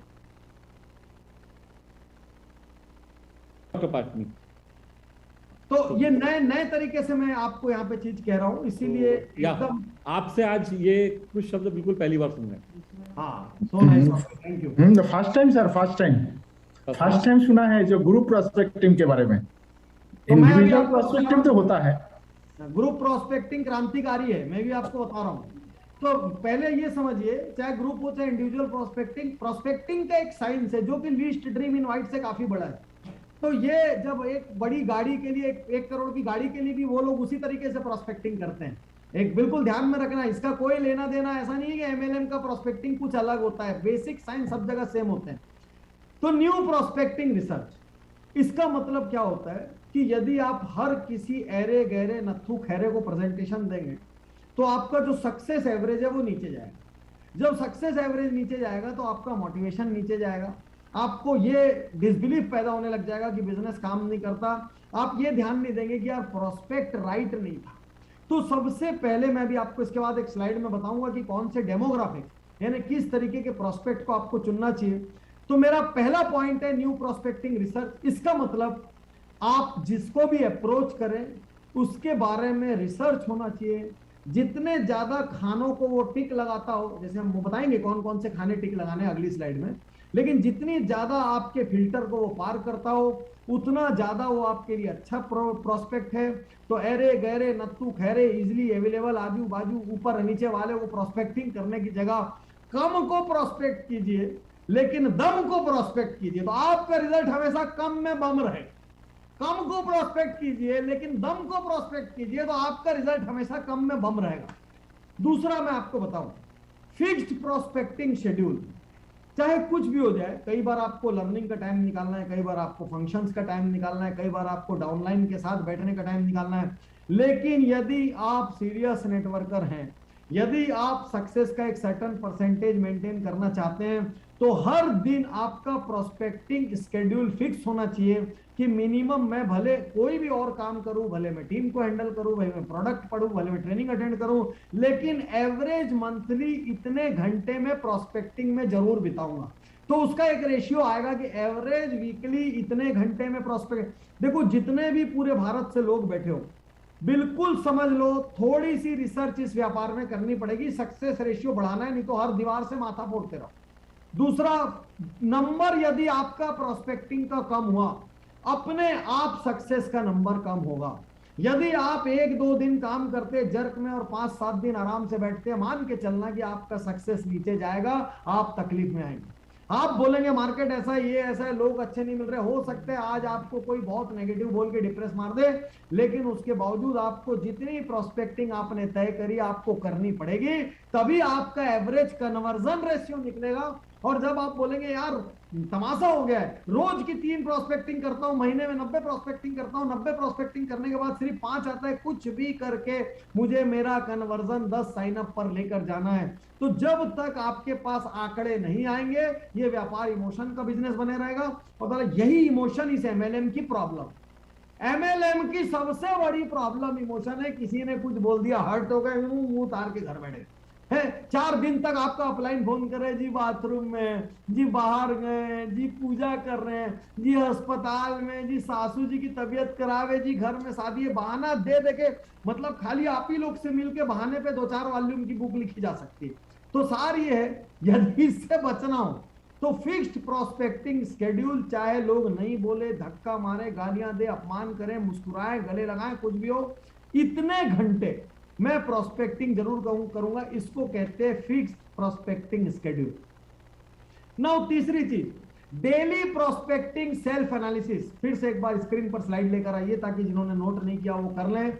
डेली प्रोस्पेक्टिंग सेल्फ एनालिसिस का मतलब है हर दिन 15 मिनट अपनी आज की प्रोस्पेक्टिंग को जरूर एनालिसिस करें कि मेरी प्रोस्पेक्टिंग में क्या कमी रही, मैं पूरा तैयार होके गया था कि नहीं, मैंने रिसर्च करी थी कि नहीं, मैं जो टाइम दिया था उतने मिनट पे पहुंचा कि नहीं, मैंने कैसे अपनी बातचीत शुरू की, आज मेरे प्लान की क्वालिटी क्या थी, आज मैं अपने आप को 10 नंबर में कितना नंबर देता हूं। तो डेली प्रोस्पेक्टिंग सेल्फ एनालिसिस यदि आपने नहीं किया, जो कि इस बिजनेस में 90% लोगों से मिसिंग होता है, वो खाली ये बोलते रहते हैं, अरे यार आज एक फालतू आदमी से मुलाकात हो गई, ऐसा दिया यार 2-4 दिन ठंडे पड़े रहेंगे। लेकिन नहीं, आपको जैसे कोई प्रोडक्ट फेल होता है, एक मल्टीनेशनल कंपनी, एक बड़ी कंपनी पूरा एनालिसिस करती है, रिसर्च करती है, टीम बिठाती है, क्यों फेल हुआ भाई। फेल होना बुरी बात नहीं है, किसी ने आपको ना बोल दिया वो बुरी बात नहीं है, आपको ना क्यों बोला यही समझ में नहीं आया, ना क्यों बोला इस पे आपने ध्यान ही नहीं दिया, 1 मिनट नहीं लगाया, फिर उसी स्किल सेट के साथ, उसी एनर्जी लेवल के साथ अगले के पास चले गए। अरे भैया, जो काम में एक बार जैसा परिणाम मिला है उसी टाइप का बार बार मिलेगा, जैसा काम कर रहे हो वैसा परिणाम मिलेगा, इंप्रूव तो करना पड़ेगा यार।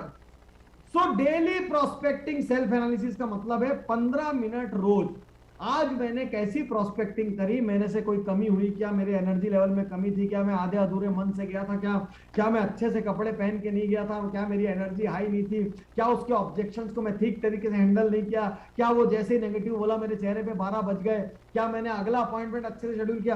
तो अपने आप को आप एनालिसिस कीजिए। साइंस का 4th principle, role model prospector.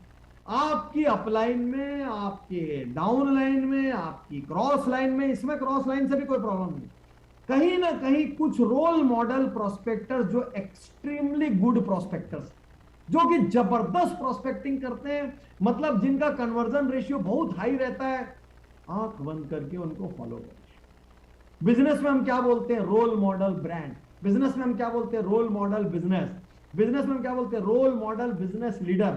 जैसे मेरे रोल मॉडल बिजनेस लीडर मान लो रतन टाटा है, मैं रतन टाटा के बारे में पढ़ता हूँ, रतन टाटा के बारे में सुनता हूँ, रतन टाटा को फॉलो करता हूँ, कभी मौका मिल जाए तो उनसे मिलता हूँ, रतन टाटा के बारे में जहां बात करने का मौका मिलता है दिल से करता हूँ। जब भगवान से प्रार्थना करता हूँ, भगवान मेरे को उनकी जैसी विनम्रता दे दे, भगवान मेरे को उनके जैसा, जो भी बातें मुझे मांगनी रहती है।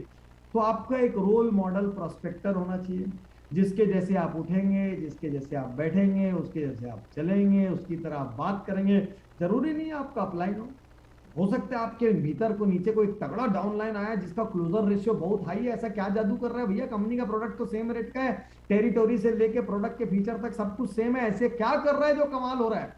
तो इस कमाल को समझने के लिए हम सबको एक रोल मॉडल प्रोस्पेक्टर, एक या अनेक भी हो सकते हैं, 2-3 रोल मॉडल सब लोग।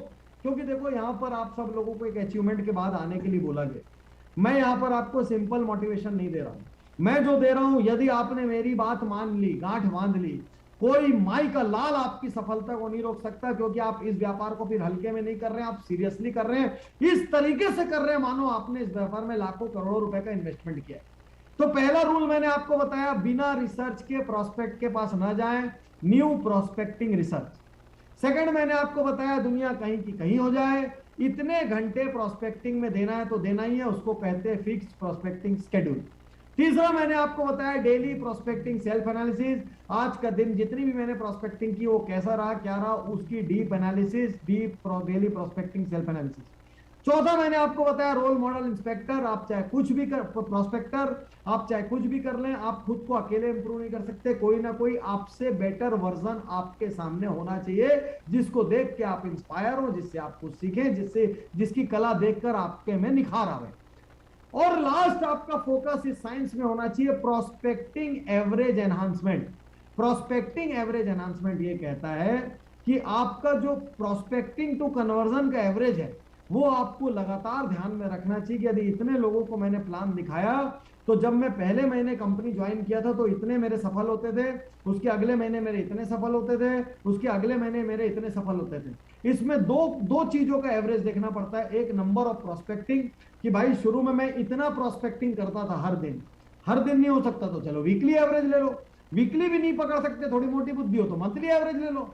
तो पहले मैं शुरू में जब मैंने व्यापार ज्वाइन किया हर वीक मैं 10 प्लान दिखाता था, एक प्लान सफल होता था, एक क्वार्टर निकल गया। देखो पूरी बड़े बिजनेस की भाषा में लेके जा रहा हूं, जैसे हजारों करोड़ का बिजनेस हो, एक क्वार्टर निकल गया। पहले क्वार्टर में मैंने हर महीने जो है हर वीक जो है 10 प्रोस्पेक्टिंग करी, 10 में से एक सफलता हासिल हुई। लेकिन जब मेरा 3 महीना बीता तो मेरे ना प्रोस्पेक्टिंग बढ़ी, मैंने ना वीक की 12 प्रोस्पेक्टिंग स्टार्ट करी और उससे भी बड़ी बात है मेरा कन्वर्जन बढ़ा। 12 में से ना मेरे 3 लोग कन्वर्ट होने लग गए, क्योंकि मैं अब बेटर रिसर्च करके जाता हूं। मैंने रोल मॉडल प्रोस्पेक्टर को देख के अपने प्रोस्पेक्टिंग के तरीके में बहुत बदलाव किए हैं, प्लान प्रेजेंटेशन के तरीके में, ऑब्जेक्शन हैंडलिंग के तरीके में बहुत बदलाव किए, जिसकी वजह से मेरा कन्वर्जन बढ़ गया है। और अब अगले क्वार्टर का मेरा गोल है कि जो मैं 12 लोगों को प्रोस्पेक्टिंग करूंगा इस बार मेरे को अपना एवरेज 4 तक लेके जाना है। तो यदि आपका एवरेज जैसे जैसे बढ़ा, प्रोस्पेक्टिंग एवरेज एनहांसमेंट जैसे जैसा हुआ, वैसे वैसे कम लोगों में आप ज्यादा रिजल्ट लाएंगे। तो कस्टमर को कैसे सेलेक्ट करें, चलिए अगली स्लाइड पर चलते हैं, क्योंकि आपका प्रोडक्ट ना बड़ा डिफरेंट है। तो एक बात मैं आपसे कह रहा हूं, कस्टमर डेमोग्राफिक्स कहते हैं हम लोग इसको। सेलेक्ट कस्टमर डेमोग्राफिक्स का मतलब होता है कस्टमर के से जुड़े अलग अलग फीचर फैक्टर जिसके आधार पर हम कस्टमर को बांट सकते हैं। तो कस्टमर डेमोग्राफिक्स का मतलब हुआ, कस्टमर डेमोग्राफिक्स कहता है यदि आप राइट कस्टमर सेलेक्ट करोगे तो आपका कन्वर्जन रेशियो अपने आप बढ़ेगा। यदि आपका कस्टमर राइट है तो आपका कन्वर्जन रेशियो अपने आप बढ़ेगा। अब आपकी यदि मैं न्यूट्री चार्ज की बात करूं, एक क्षण के लिए मैं आरसीएम को अभी भूल रहा हूं, मैं न्यूट्री चार्ज की बात करूं तो आपका प्रोडक्ट हेल्थ प्रोडक्ट है। एक तरीके से मॉडर्न डाइट कॉन्शियसनेस के जमाने में ये कहीं ना कहीं फैशन प्रोडक्ट भी है, क्योंकि आजकल फैशन भी है। Oh you know I consume vitamin tablets daily, you know for my eye sight I daily consume this particular thing, oh you know after my workout I take this particular protein. तो आजकल ये ना fashion भी है और health तो है ही है। तो हेल्थ प्लस फैशन होने की वजह से आपको जब कस्टमर छाटोगे तो आपको देखना चाहिए कि भाई मेरा कस्टमर कितना हेल्थ कॉन्शियस है, मेरा कस्टमर कितना फैशन कॉन्शियस है। फैशन कॉन्शियस के कपड़े लत्ते पहनने ओढ़ने से दिख जाएगा, हेल्थ कॉन्शियस उसकी हरकतों से, दौड़ा भागी, एक्सरसाइज, जिमिंग, फूड सिलेक्शन से दिख जाएगा। सेकंड, मेरे कस्टमर का एज ग्रुप क्या है।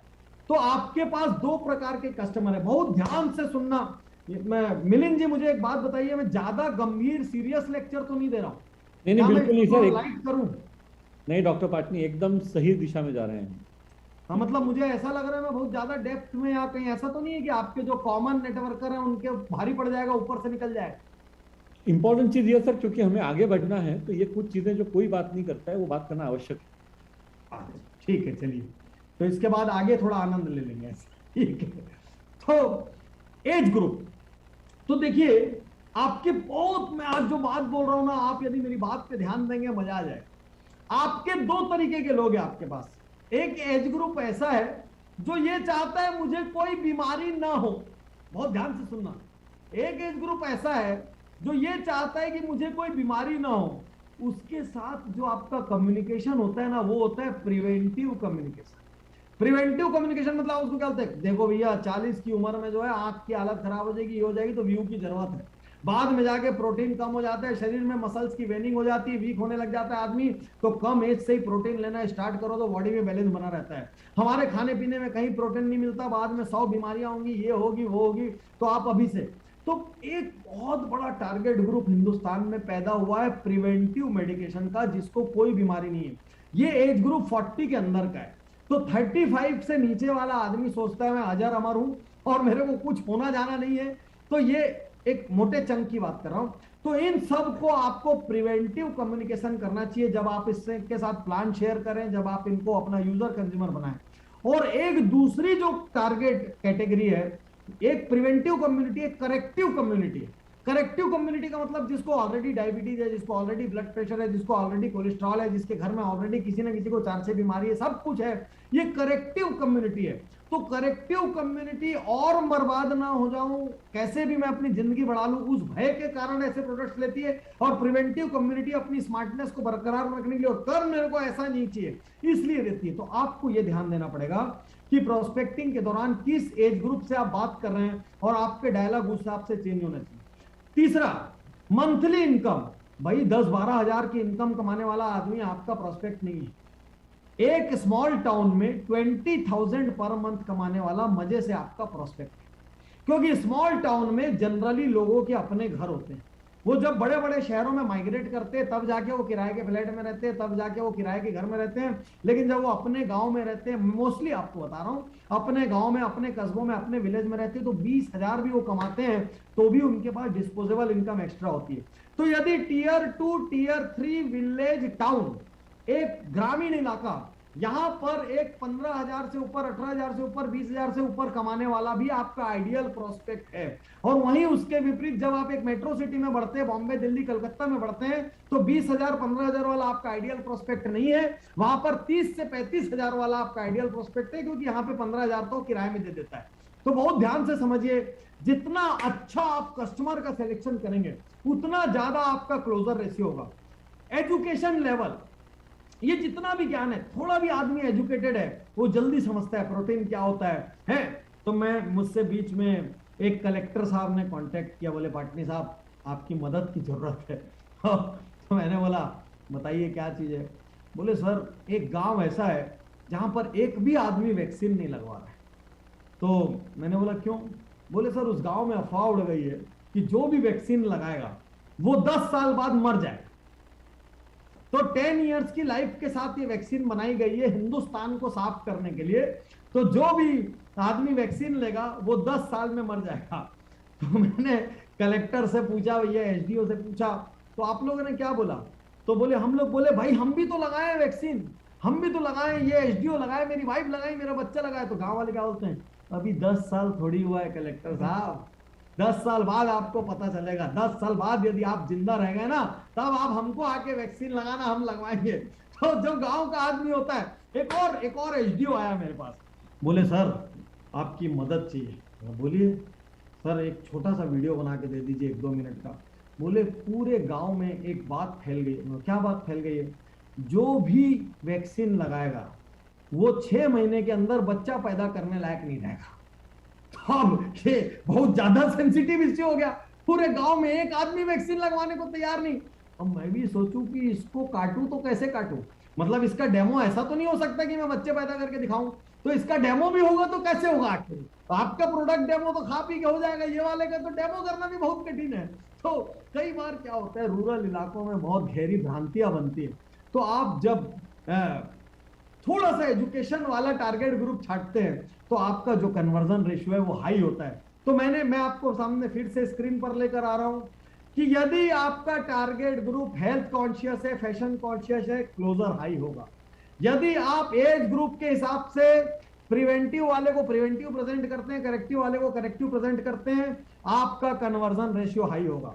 यदि किसी के घर में एक आध आदमी 10-20 बीमारी से ग्रस्त है और उसका ऑलरेडी मीटर घूम रहा है, तो फिर तो हर एज ग्रुप वाले के साथ कन्वर्जन रेशियो हाई होगा।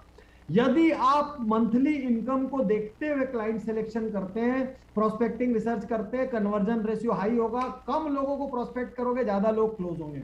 यदि आप एक थोड़ा सा एजुकेशन लेवल देखते हैं या घर में कोई नीचे की जनरेशन वाले को पकड़ते हैं जो कि डिसीजन मेकर को समझाए, तो आपका क्लोजर रेशियो हाई होगा। किसी की फैमिली में बहुत सारी बीमारियों की मेडिकल हिस्ट्री है, वहां पे आपका क्लोजर रेशियो एकदम छक्के पे छक्का पड़ेगा, क्योंकि वो सारी दुनिया से हारे हुए पत्थर पूछ चुके हैं। और जब आप डिसीजन मेकर से, तो किसी भी घर में 2 डिसीजन मेकर होते हैं, एक वाइफ होती है, एक हस्बैंड होता है। तो किचन की तरफ से घुसने वाले प्रोडक्ट हो तो वाइफ से अच्छा कोई नहीं, तो जब जब आप डिसीजन मेकर से कांटेक्ट करेंगे आपका क्लोजर रेशियो हाई होगा। तो आज मैं आपसे कहना चाहता हूं, कन्वर्जन बढ़ाना है तो थोड़ा सा कस्टमर पर ध्यान दीजिए, कस्टमर के डेमोग्राफिक पर ध्यान दीजिए। मैं आज आपको ग्रुप प्रोस्पेक्टिंग बताता हूं, उसके बाद अपन सामान्य टाइप की बातें करेंगे। गहरा गहरा बहुत हो गया, भारी भारी। तो ग्रुप प्रोस्पेक्टिंग बताता हूं। तो ग्रुप प्रोस्पेक्टिंग कहां पर करते हैं? जब आप एक व्यक्ति में, मैं हमेशा से मानता हूं कि भाई चंदा लेने जाना हो तो अगर 100 रुपए का चंदा लेने में भी उतनी मेहनत लगती है जितनी 500 की लगती है। तो 100 रुपए का चंदा क्यों ले? जब मैं पहले गिनीज वर्ल्ड रिकॉर्ड बना, एक बार इसको नोट कर लो, किसी को नोट करना है तो स्क्रीन की फोटो खींचना है, फोटो खींच लो, जो करना है कर लो। 1 मिनट बाद मैं आता हूं, जब मैं आता हूं तभी मेरे को मजा आता है। Apartment, social, institutional, kitty, religious sample मैंने यहां पर दिए हैं। तो दोस्तों मैं आपसे कह रहा हूं कि अकेले अकेले प्रोस्पेक्टिंग में मैं हमेशा मानता हूं कि 100 रुपए का चंदा लो चाहे 500 का, मेहनत पूरी लगती है। तो जब मैं पहली बार वर्ल्ड रिकॉर्ड बना रहा था, मेरे पास लोग आए, पाटनी साहब लिम्का बना लो, पाटनी साहब गोल्डन बना लो, पाटनी साहब इंडिया बना लो। अरे मैं बोला भाई मेहनत सब में पूरी लगनी है, सबसे बड़ा कौन सा होता है ये बता? बोले सबसे बड़ा गिनीज होता है। मैं बोला गिनीज ही बनाएंगे, एक ही बार बनाएंगे, अच्छे से बढ़ाएंगे, कोई डिस्काउंट ऑफर नहीं रहेगा। तो ग्रुप प्रोस्पेक्टिंग में एक बार मेहनत लगती है, लेकिन आपके हाथ बहुत बड़ा ग्रुप लगता है, बहुत बड़ा ग्रुप। तो ग्रुप प्रोस्पेक्टिंग में क्या करने को कहता हूं, देखिए कई जगह हो सकते हैं। किटी ग्रुप हो सकता है, आप पूरे के पूरे ग्रुप को प्रोस्पेक्ट करते हैं। रिलीजियस ऑर्गेनाइजेशन हो सकता है, कोई जैन समाज हो, कोई मारवाड़ी समाज हो, कोई ब्राह्मण समाज हो, कोई क्षत्रिय समाज हो, कोई राजपूत समाज हो, कोई रिलीजियस ऑर्गेनाइजेशन हो सकता है, कोई सोशल ऑर्गेनाइजेशन हो सकता है, लायंस हो, रोटरी हो, जेसीज हो, फला दल हो, फला संस्था हो, कोई इंस्टीट्यूशन हो सकता है कि स्कूल है और सीधा सीधा 50 टीचर के सामने जाके बात को प्रेजेंट किया है। तो 50 टीचर के एक साथ भेड़ चाल में धकाधक एक साथ साइनिंग हो गई। एक अपार्टमेंट स्कीम, जो कि मेरा अपना ट्रायल टेस्टेड काम है, मैंने किसी कंपनी को कंसल्टिंग दी थी। तो मैंने जो 2-3 लीडर जिनको कंसल्टिंग दी थी, उन्होंने बोला कि पाटनी साहब आप हमको कंसल्टिंग दो, हम 6 महीना आपके हिसाब से काम करेंगे। मैंने उनको 6 महीने में इतनी ज्वाइनिंग करवाई जितनी पिछले 10 साल में उन्होंने नहीं करी। क्या किया हमने? एक सिंगल टूल हमने पकड़ा, अपार्टमेंट प्रोस्पेक्टिंग का। अगली स्लाइड पर ध्यान दीजिए। तो ग्रुप प्रोस्पेक्टिंग उसको कहते हैं जब आप एक आदमी की जगह 10, 20, 50 आदमी को एक साथ प्रोस्पेक्ट करते हैं और अपलाइन डाउनलाइन जाके एक साथ प्रोस्पेक्ट करते हैं। Next slide. एक साथ प्रोस्पेक्ट करते हैं। तो ये सब जगह मैं अब आपको लेकर चल रहा हूं। अपार्टमेंट प्रोस्पेक्टिंग का एक सैंपल प्लान आपको बताता हूं। कोई एक एक्टिव अपार्टमेंट सेलेक्ट करो। एक इजी प्लान बताता हूं, नहीं तो आप कहेंगे थ्योरी बता दी, एक प्रैक्टिकल तरीका तो बताते हैं। तो एक एक्टिव अपार्टमेंट सेलेक्ट करो। एक्टिव अपार्टमेंट जहां पे एक एक्टिव बॉडी हो। आप में से भी बहुत सारे लोग जो बड़े शहरों में, वहां कोई ना कोई अपार्टमेंट स्कीम होगी जिसमें 25, 50, 100, 200, 500 फ्लैट होंगे। उस एक्टिव बॉडी, जो भी गवर्निंग बॉडी है, उनसे मिलो। प्रॉपर एक लेटर पैड पे, मैं आज कह रहा हूं MLM वाला जो भी हो, स्क्रीन की फोटो खींच लो भाई, मैं हटाऊंगा ये 10 सेकंड बाद। जो भी MLM करता है वो एक सीरियस बिजनेसमैन है, उसके पास भी अपना विजिटिंग कार्ड होना चाहिए, अपना लेटर पैड होना चाहिए। तो आप अपने लेटर हेड पर बढ़िया से एक रिक्वेस्ट लेटर पुट करिए। उनको बताइए कि आप वहां पर आके एक छोटा सा हेल्थ अवेयरनेस का प्रोग्राम करना चाहते हैं और उससे सामने वाले को बहुत सारा बेनिफिट्स होगा। लोगों को जादू में बहुत मजा आता है, तो उनको बॉडी स्कैनर टाइप का जादू दिखा दो। तो कोई भी जिम वगैरह में जब अपन जाते हैं तो वो आपको आपका BMI निकालता है, बोलता है आपके में मसल मास इतना है, आपके में ये मास इतना है, और वहीं से आपकी पहली घबराहट शुरू हो जाती है, ओ हो इतना है। वहीं से सामने वाले को प्रोडक्ट देने का रास्ता खुल जाता है। उस दिन के पहले आपको पता ही नहीं था मेरा BMI कितना है। तो आपका बॉडी स्कैनर जैसा कोई यूनिट, कोई टूल साथ में जा रहा है। लोगों को जादू चाहिए रहता है, जादू। एक वेट मशीन भी कहीं रख दोगे तो उसके ऊपर खड़ा करके आदमी इमोशनल होने लग जाता है, अरे यार मेरा वेट फिर बढ़ गया, अरे पता है मेरा वेट आज इतना कम आया। यानी 150 लोग को खुश करना हो ना, मजाक नहीं कर रहा हूँ, 1 रुपए का किस्सा बता रहा हूँ। एक वेट मशीन लो, 1-2 रुपए का खर्चा आएगा, उसके अंदर ना ऐसा सेटिंग कर दो जिससे वेट 5 किलो कम दिखे। हर आदमी इतना गदगद होगा ना, सोच नहीं सकते। आपके प्रोडक्ट की सेल्स बढ़ जाएगी जब वो वेट मशीन पे खड़ा होकर 5 किलो कम वेट दिखेगा। उसको दिखेगा झूठ चल रहा है, उसके बाद भी आनंद लेगा। झूठ में आनंद लेता है आदमी। तो मैं आपसे कह रहा हूं अपार्टमेंट प्रोस्पेक्टिंग। तो अपार्टमेंट प्रोस्पेक्टिंग में क्या करना है? किसी एक सेलेक्ट कीजिए एक्टिव अपार्टमेंट को, उसकी एक गवर्निंग बॉडी है, उसको एक बढ़िया लेटर दीजिए। उस लेटर में अपने बेनिफिट्स लिखिए, उनसे एक अनुमति लीजिए, उस अपार्टमेंट के लोगों का डेटा लीजिए, वहां पे कितने लोग हैं, क्या उनका एज ग्रुप है, ताकि आपको प्रिवेंटिव फोकस ज्यादा रखना है या करेक्टिव फोकस ज्यादा रखना है, या अपने प्रोग्राम को 2-3 हिस्सों में बांटना है। क्या ऐसा भी हुआ है क्या कि उसी अपार्टमेंट में पीछे 2-4 महीने में हार्ट अटैक से 3-4 लोगों की मृत्यु हो गई? तो आप क्या ऐसे हार्ट अटैक कितने ही सुनो, लेकिन आपके रिश्तेदार में जब एक आदमी निपट जाता है ना, तब आपको असली दर्द होता है। रोज अखबार में कितना ही पढ़ो, वहां 20 मर गए जी, वहां 50 मर गए जी, वहां भूकंप में 400 मर गए, कुछ नहीं होता। आपके मोहल्ले का एक मर जाए,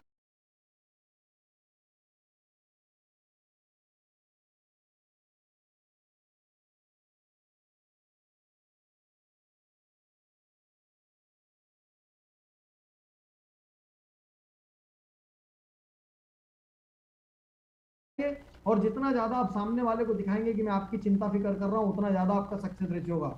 और उस समय जितने भी लोग आपका सेशन अटेंड करें, वहीं का वहीं उनका डेटाबेस लीजिए। अब वहीं के वहीं ऑन स्पॉट आपकी साइनिंग होगी, ऑन स्पॉट आपकी साइनिंग होगी।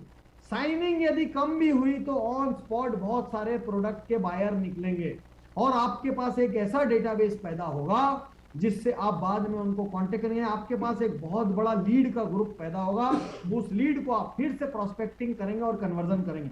अब आप सोच के देखिए, एक अपार्टमेंट है, उसमें 100 फ्लैट है, एक फ्लैट में लगभग 4 लोग रहते हैं, एक अपार्टमेंट में 400 लोग रहते हैं। आपने अपार्टमेंट की सेक्रेटरी से परमिशन ली, प्रेजेंटेशन का दिन तय किया, 400 लोग उस दिन नहीं आए, महज 100 लोग वहां पर थे, लेकिन वो 100 परिवार को रिप्रेजेंट करते थे। आपने एक जबरदस्त स्पीच दी, जबरदस्त सब कुछ किया, और सबके घर में एक को डायबिटीज है भाई, एक को कोलेस्ट्रॉल है, एक को आंख से नहीं दिखता है, एक के पेट में दर्द होता है, एक का पैर दुखता है, एक की मसल्स कमजोर है, एक को कुछ नहीं है तो भी उसको डाउट है कि मेरे को कुछ है। और ये सबसे बड़ी प्रॉब्लम है, जिसको कुछ नहीं है और उसको डाउट है, उसको तो सारी गोली दे सकते हैं अपन दुनिया में। तो अब आप ये समझिए कि आपने जो है वहां पर 100 लोगों को जब दिखाया, तो कम से कम 30 से 35 लोगों ने आपके प्रोडक्ट ले लिए, 15 से 20 लोगों ने या 10 लोगों ने आपको साइन कर लिया, और आपके पास 100 लीड हो गई जिनको आप फ्यूचर में प्रोस्पेक्ट कर सकते हैं। तो अपलाइन डाउनलाइन के सबसे सही कॉम्बिनेशन के साथ होने वाला ये काम है। तो दोस्तों, यदि आपकी टीम तगड़े तरीके से ग्रुप प्रोस्पेक्टिंग स्टार्ट करती है, तो ग्रुप प्रोस्पेक्टिंग के लिए टीम वर्क लगता है। ग्रुप प्रोस्पेक्टिंग में फेलियर के चांसेस बहुत कम होते हैं, और जब आप 2-3 लोग जाते हैं ना, तो वहां से जो नीचे से लोग हमला करते हैं और विरोध करते हैं, उसको भी 2-3 लोग मिलकर सामना कर सकते हैं। यदि मैं हमेशा कहता हूं, न्यूट्री चार्ज के लिए ना आपको अपनी लाइफ पार्टनर को बिजनेस में जरूर लाना चाहिए। मेरी बात बहुत ध्यान से सुनिए। न्यूट्री चार्ज का व्यापार करने के लिए ना भाई, जीवन साथी से अच्छा कोई काम नहीं है। जब 2 औरतें आपस में एक दूसरे के कान में गुटरगू करती है ना, आधी डील तो वहीं पे सील हो जाती है। और जब आपके साथ आपकी जीवन साथी खड़ी रहती है ना, तो एक्चुअली आपके प्रोडक्ट पे वजन आता है, आपके प्रोडक्ट में एंडोर्समेंट होता है, family to family relationship build होती है, एक फेथ डेवलप होता है। तो सोचिए, आपकी यदि एक छोटी सी टीम है और आप में से 1-2 लोगों की वाइफ भी वहां चले जाए, या आपकी डाउनलाइन में फीमेल नेटवर्कर से स्मार्ट है, बोलने चालने में अच्छी, प्रोडक्ट के बारे में बढ़िया नॉलेज है, सीरियस है, वो आपके साथ चले जाए, आपका क्लोजर रेशियो आसमान तक रहेगा। मैं पूरे हिंदुस्तान के जितने न्यूट्री चार्ज वाले इस वक्त मेरी यहां बात सुन रहे हैं, आपको इसकी रिकॉर्डिंग आगे नहीं मिलेगी, और मुझे पूरा विश्वास है आपकी कंपनी भी बहुत एथिकल है, वो इसको रिकॉर्ड नहीं करेगी। आप जितने लोग सुन रहे हैं, आप इसको पहली बार सुन रहे हैं। आज तक मैंने प्रोस्पेक्टिंग का साइंस और ग्रुप प्रोस्पेक्टिंग को बहुत बड़े बड़े paid close door top leader के कार्यक्रम को छोड़ के कहीं पर नहीं बताया है। आज मैं पहली बार बता रहा हूं, और मैं विश्वास करता हूं कि आप ग्रुप प्रोस्पेक्टिंग का यूज करेंगे। एकला चलो बहुत चल लिए, एकला चलो में एक आदमी नहीं बोलेगा, डिप्रेस हो जाओगे। ग्रुप प्रोस्पेक्टिंग में एक के बाद एक बिल्डिंग हिट करो। यदि एक हफ्ता एक अपार्टमेंट, तो देखिए, सेट योर एक्शन गोल्स, अगली स्लाइड आ रही। तो achievement of sales goal is directly proportional to achievement of business goals, नहीं है वो action goals. Achievement of sales goal is directly proportional to achievement of action goals. तो आपके action गोल क्या हो सकते हैं कि आपने इंडिविजुअल प्रोस्पेक्टिंग का डेली, वीकली, मंथली का एक नंबर सेट कर लिया, और दूसरा आपने ग्रुप प्रोस्पेक्टिंग का डेली, मैंने नहीं लिखा है, बहुत ध्यान दीजिए, ग्रुप प्रोस्पेक्टिंग का वीकली और मंथली नंबर सेट कर लिया। तो जैसे कहते हैं ना कि सेना बनाना रहता है या कोई विशेष मिशन में जाना रहता है, तो जब अमेरिका की सरकार को ओसामा बिन लादेन को पकड़ना था, तो उसने अपने सारे नेवी सील्स का डेटा टेबल पे लिया, उसमें से फिल्टर करके 8-10 तगड़े वाले नेवी सील्स चुने। तो उसी तरीके से ग्रुप प्रोस्पेक्टिंग करने के लिए एक लीडर को अपनी टीम में से बढ़िया 3-4-5 लोगों को चुनना है, और उनको लेकर, और आप सोचिए, आप में से कई के डाउनलाइन है, वो हो सकता है इंडिविजुअल प्रोस्पेक्टिंग अच्छी नहीं कर सकते, उनका रिजल्ट अच्छा नहीं हो, लेकिन वो फिर भी कई अपार्टमेंट आपको दिला सकते, वो जा जाके कई अपार्टमेंट के सेक्रेटरी से मिल सकते हैं। और ये तो हिंदुस्तान है भैया, आधा काम तो टेबल के नीचे होता है, 2 packet Nutricharge view, Nutricharge human, Nutricharge human, यदि पहले से सैंपल में चला जाएगा तो आपको डेट भी मिल जाएगी और आपको टाइम भी मिल जाएगा है। और आपके मन में केवल एक बात होनी चाहिए, आज इनको मुझे बीमारियों से बचाना है, इनको प्रिवेंटिव एक्शन देने हैं और इनको करेक्टिव एक्शन देने हैं। तो दोस्तों, इसी के साथ मेरा ये बहुत ही डिफरेंट सेशन प्रोस्पेक्टिंग का यही समाप्त होता है। और इसके साथ मैं एक फिर से दूसरे नए हिस्से में उतरता हूं और आपको मैं 1 मिनट का ब्रेक देता हूं ताकि मैं अपना प्रेजेंटेशन चेंज कर सकूं। तब तक यदि आप लोग कुछ कहना चाहें तो आपका स्वागत है अगले 2 मिनट।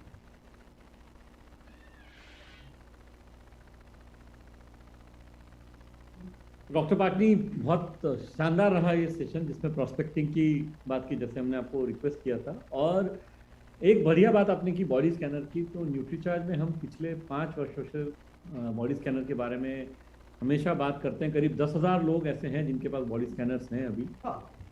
और ये अलग बात है उसमें से उसका उपयोग रेगुलर बेसिस पे कितने लोग करते हैं, पर आज आपने जो बात कही है तो मुझे पक्का विश्वास है कि वो उपयोग बढ़ेगा और उसका रिजल्ट हमेशा आता है।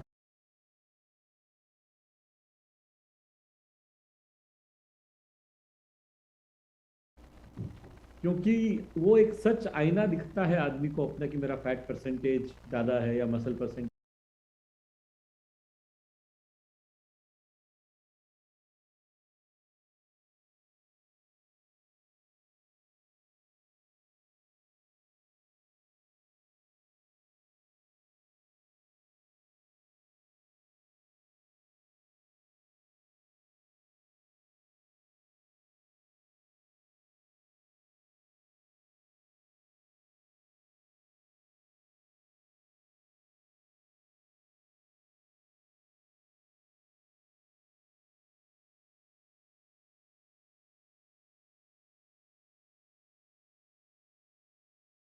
परसेंटेज कम है या बोन मास कम है और उससे एक सिंपल आपको सच मालूम पड़ता है खुद के बारे में, तो बात करने के लिए बहुत आसानी हो जाती है।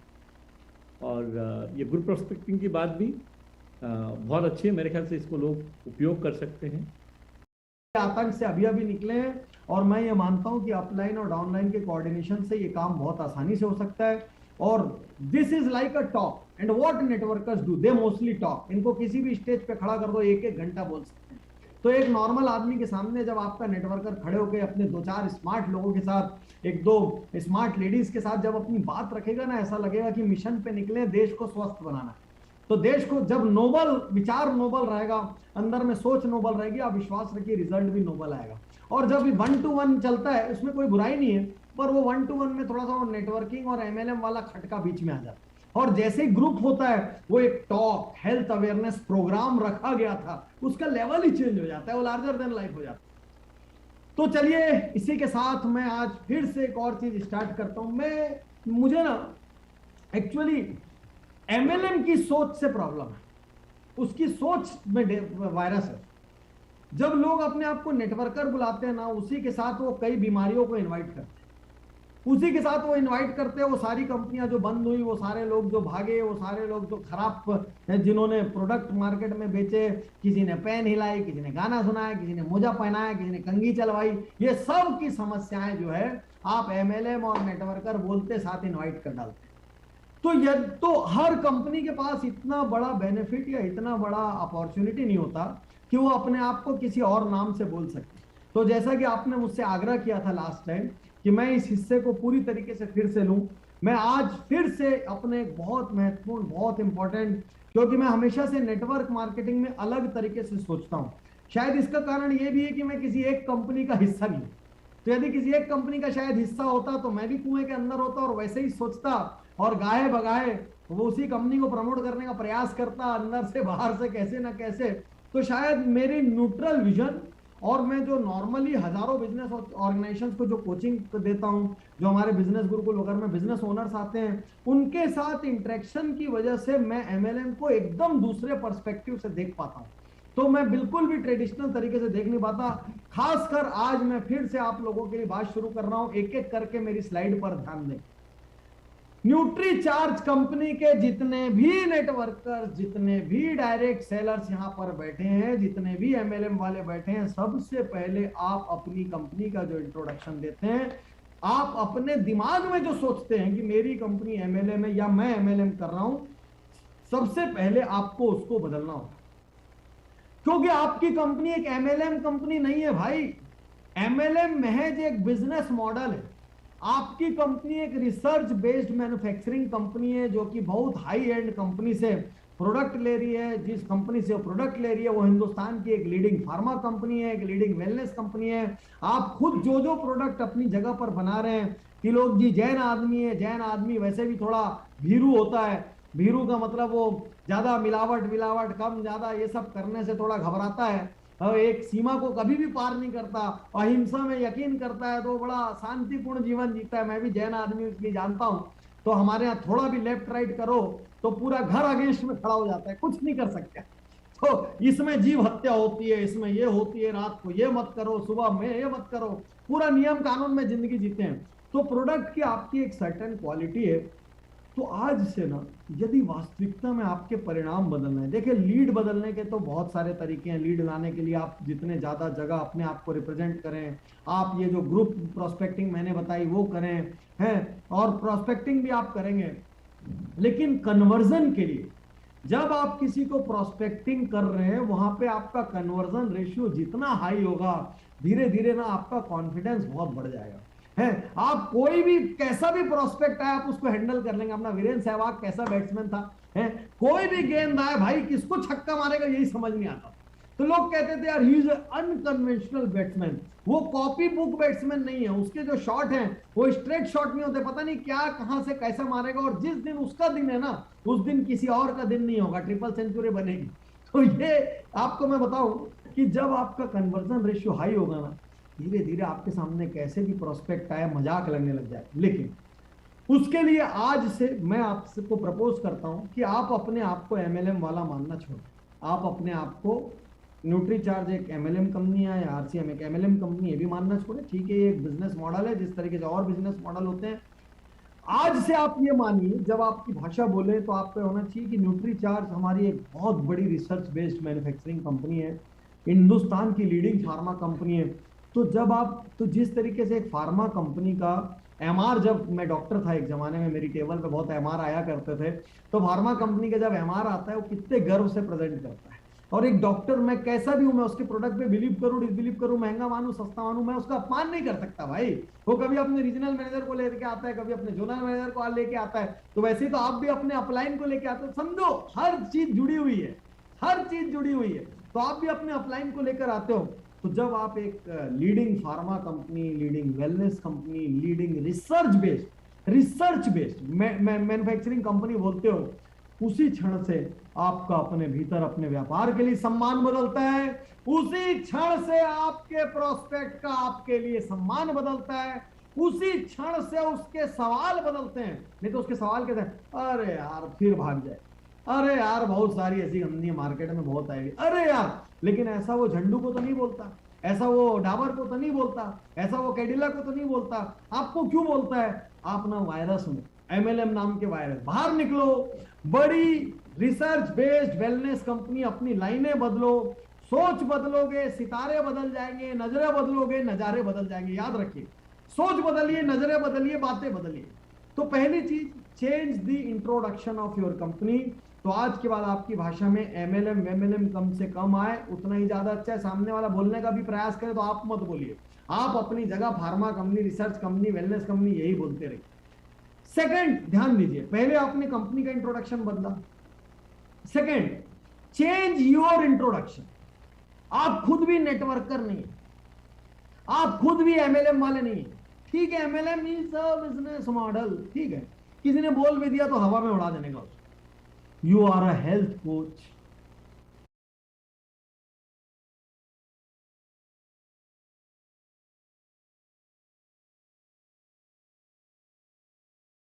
you are a health consultant, you are a healer, you are an entrepreneur, you are a self employed professional.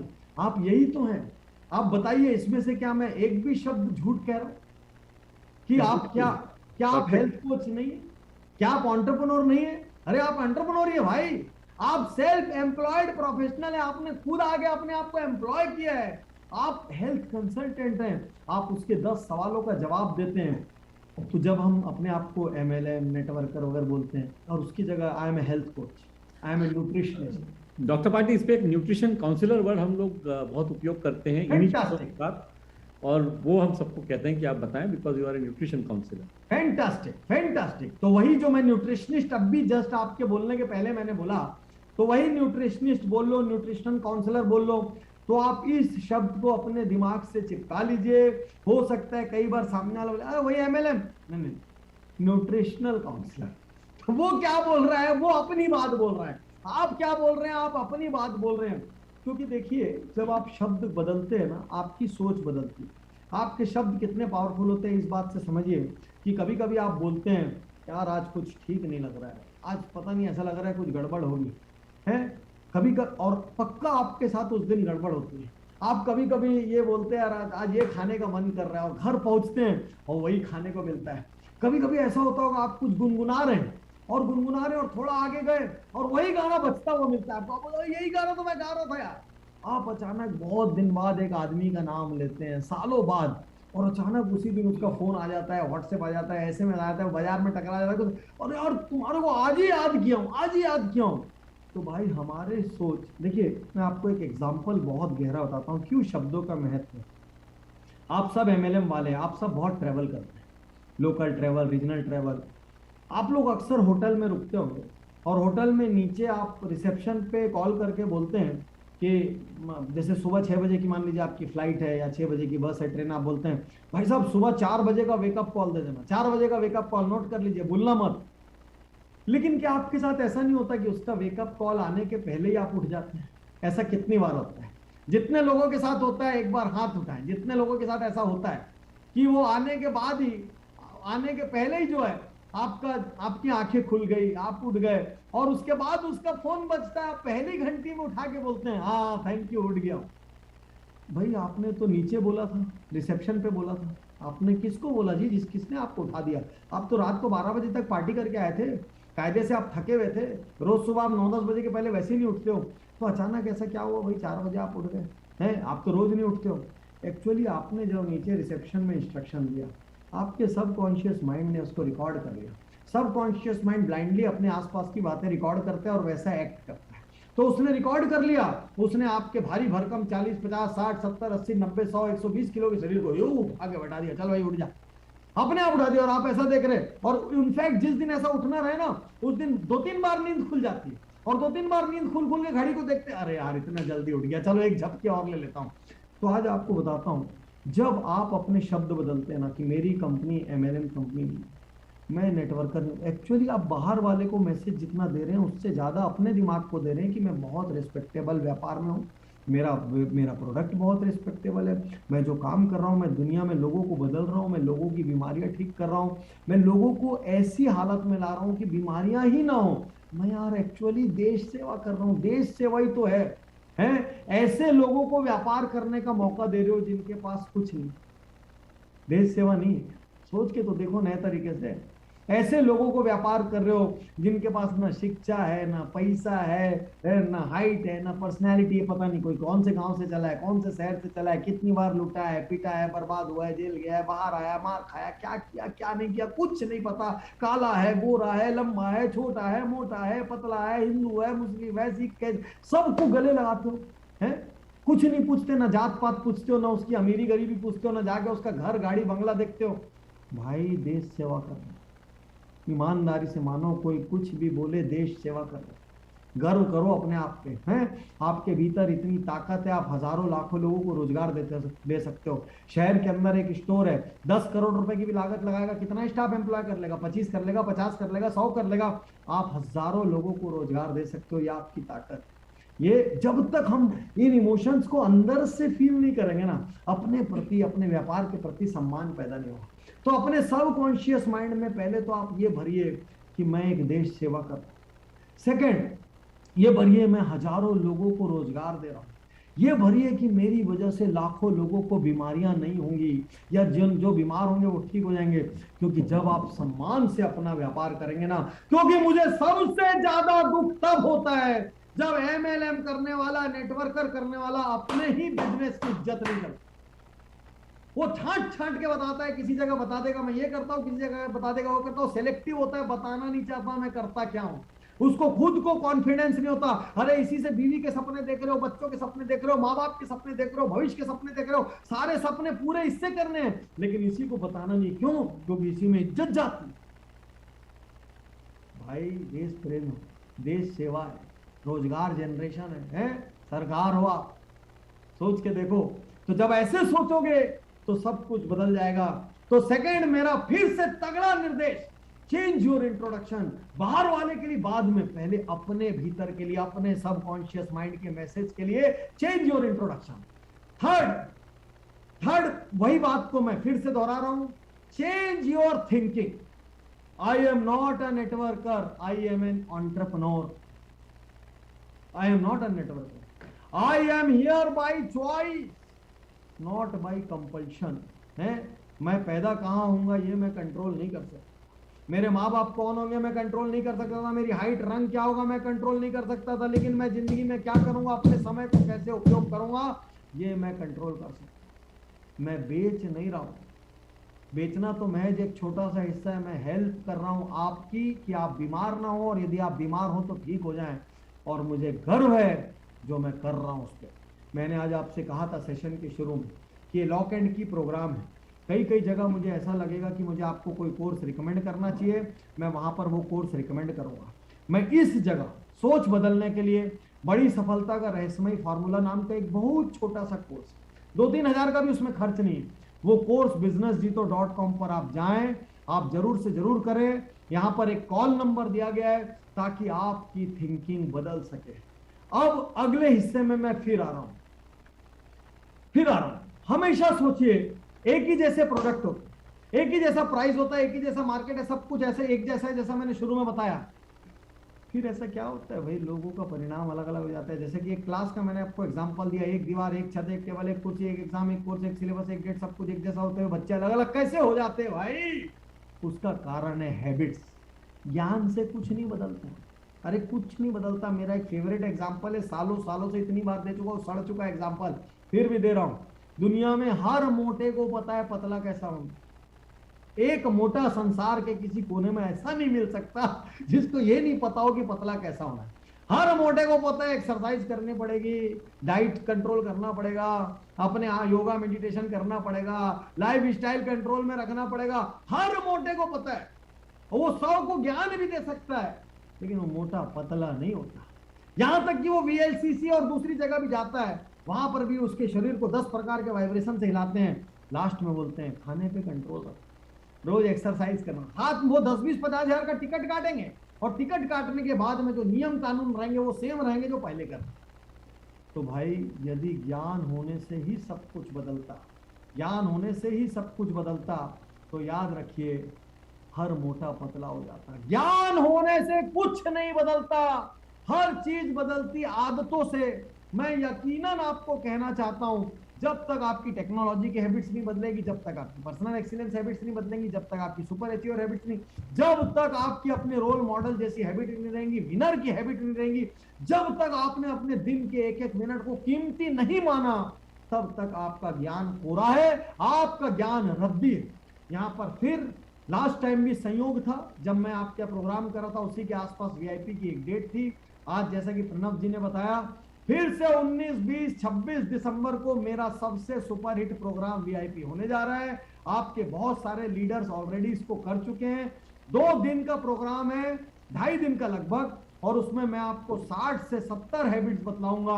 और विश्वास कीजिए 2-4 हैबिट भी जीवन के अंदर आ गई, जीवन बदल जाएगा। मैं हमेशा कहता हूं एक बूंद नींबू काफी है एक बड़े गंज को फाड़ने के लिए, एक अगरबत्ती काफी है एक कमरे में सुगंध भरने के लिए, एक बल्ब काफी है एक अंधेरे कमरे को रोशन करने के लिए, एक आदत काफी है एक जिंदगी को सफल बनाने के लिए। जिंदगी बदलने के लिए बड़े बड़े पोथी पत्रों की जरूरत नहीं होती। कब कहां कौन सी एक आदत आके जीवन का हिस्सा बन जाए और उसी क्षण जीवन में बदलाव शुरू हो जाए, कोई नहीं जानता। तो दोस्तों आगे बढ़ने के पहले मैं चाहता हूं कि आप मेरे साथ 10 क्लैप्स करें। 10 क्लैप, बहुत देर से आप अपनी जगह बैठे हैं, मैं 1 2 3 बोलूंगा, यूं हाथ फैलाएंगे, मेरे साथ क्लैप करेंगे। कोई डिस्काउंट ऑफर नहीं है, मुंह पे आधा किलो कम से कम मुस्कान होनी चाहिए। अत्री जी तैयार हैं? ठीक, स्टार्ट करते हैं। 1 2 3 4 5 6 7 8 9 10। ग्रेट। अब आंखें बंद करेंगे और 5 गहरी सांस लें। 5 गहरी सांस, खूब मुस्कुराहट के साथ, खूब आनंद के साथ, परमात्मा से इस प्रार्थना के साथ कि आज का ये सेशन आपकी जिंदगी बदले। इतना मुस्कुराइए, जम के मुस्कुराइए, क्योंकि मुस्कुराहट में अब तक जीएसटी नहीं लगा है। 5 गहरी सांस।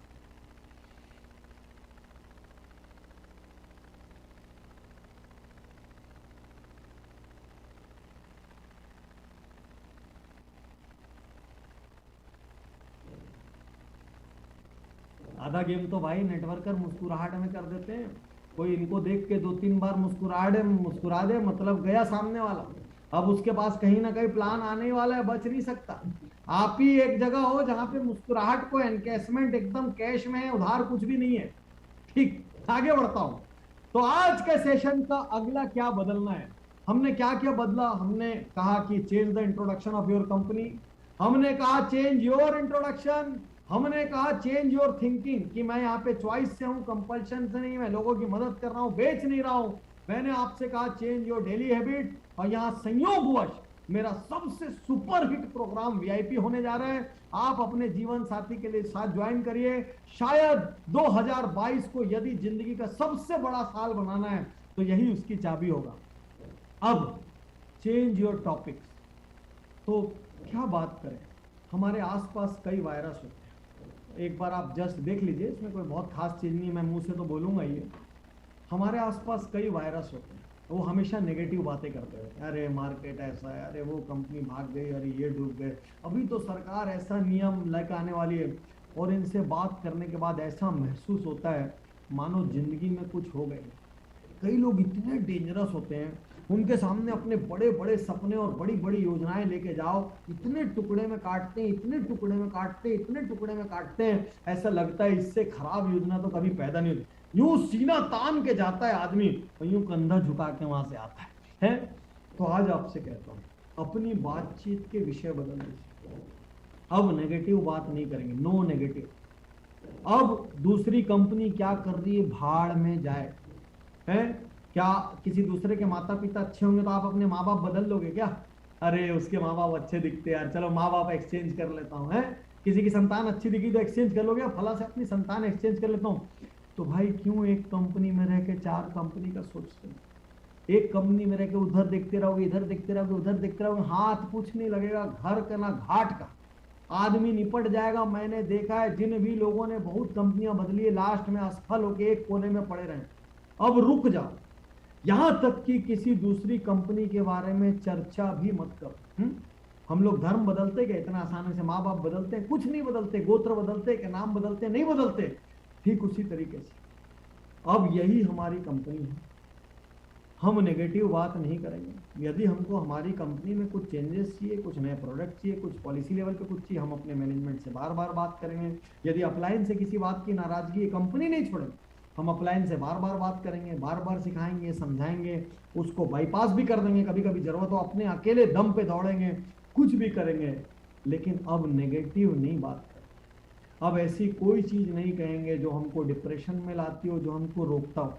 देखिए, कोई आदमी यदि आपको सुबह सुबह ये बोल देना, आज यार बहुत अच्छे दिख रहे हैं, तो एक लाइन में ऐसा होता है कि जमीन से 2 फुट ऊपर यदि कोई आपके कपड़ों को बोल देना यार गजब शर्ट दिख रही है या गजब सूट दिख रहा है, अगली 4-5 शादी में वही सूट पहन के नजर आओगे, बस ऑडियंस सेम नहीं रहनी चाहिए, लोग सेम नहीं रहने चाहिए, वही वाला कपड़ा पहन के नजर आओगे आप, क्योंकि टाइम टेस्टेड है। और वही सुबह सुबह कोई नेगेटिव बोल देना तो पूरा दिन मूड डाउन रहता है। सुबह सुबह किसी नकारात्मक आदमी से मिल लो, पूरा मोटिवेशन लेवल नीचे चले जाता है। हम भी तो इंसान हैं, कालिक से टकराएंगे तो कालिक तो लगेगी ना भाई, कहाँ जाएगी कालिक। तो मैं आज आपसे कहता हूँ चेंज योर टॉपिक्स, ऐसे लोगों से भी दूर हो जाइए जो आपको नीचा दिखाते हैं, जो आपको गिराते हैं, क्योंकि अचीवर कभी ऐसा नहीं करता। आप जब सही अचीवर्स के साथ, सही विजनरी लोगों के साथ उठोगे बैठोगे, उनकी बात सुनोगे ना, आपको ऐसा लगेगा मानो जीवन में बहुत कुछ करने को है। तो टॉपिक्स क्या करें, तो एक न्यूट्रीचार्ज के न्यूट्रिशनल काउंसलर को क्या बात करनी चाहिए, उसको market of nutrition in India, global trend change के क्या हो रहा है, हेल्थ के बारे में बात करनी चाहिए, प्रिवेंशन के बारे में बात करनी चाहिए, अपने प्रोडक्ट के यूएसपीज के बारे में बात करना चाहिए। और कभी कभी कोई प्रोस्पेक्ट भी दूसरी किसी हल्की कंपनी से आपको कंपेयर कर देना, तो अगली स्लाइड में बताता हूं क्या करना चाहिए। तो अगली स्लाइड लगाई जाए, अगली स्लाइड लाई जाए। अगली स्लाइड बहुत ज्यादा इंपॉर्टेंट, यदि नेटवर्क कंपनियों की मारा मारी से, गर्दी से बचना हो, change your competitors, change your competitors. Now MLM companies are not your competitors. तो अब आपके नए कॉम्पिटिटर कौन होंगे? आपके नए कॉम्पिटिटर डाबर होगा, आपका नया कॉम्पिटिटर झंडू होगा, आपका नया कॉम्पिटिटर बैद्यनाथ होगा।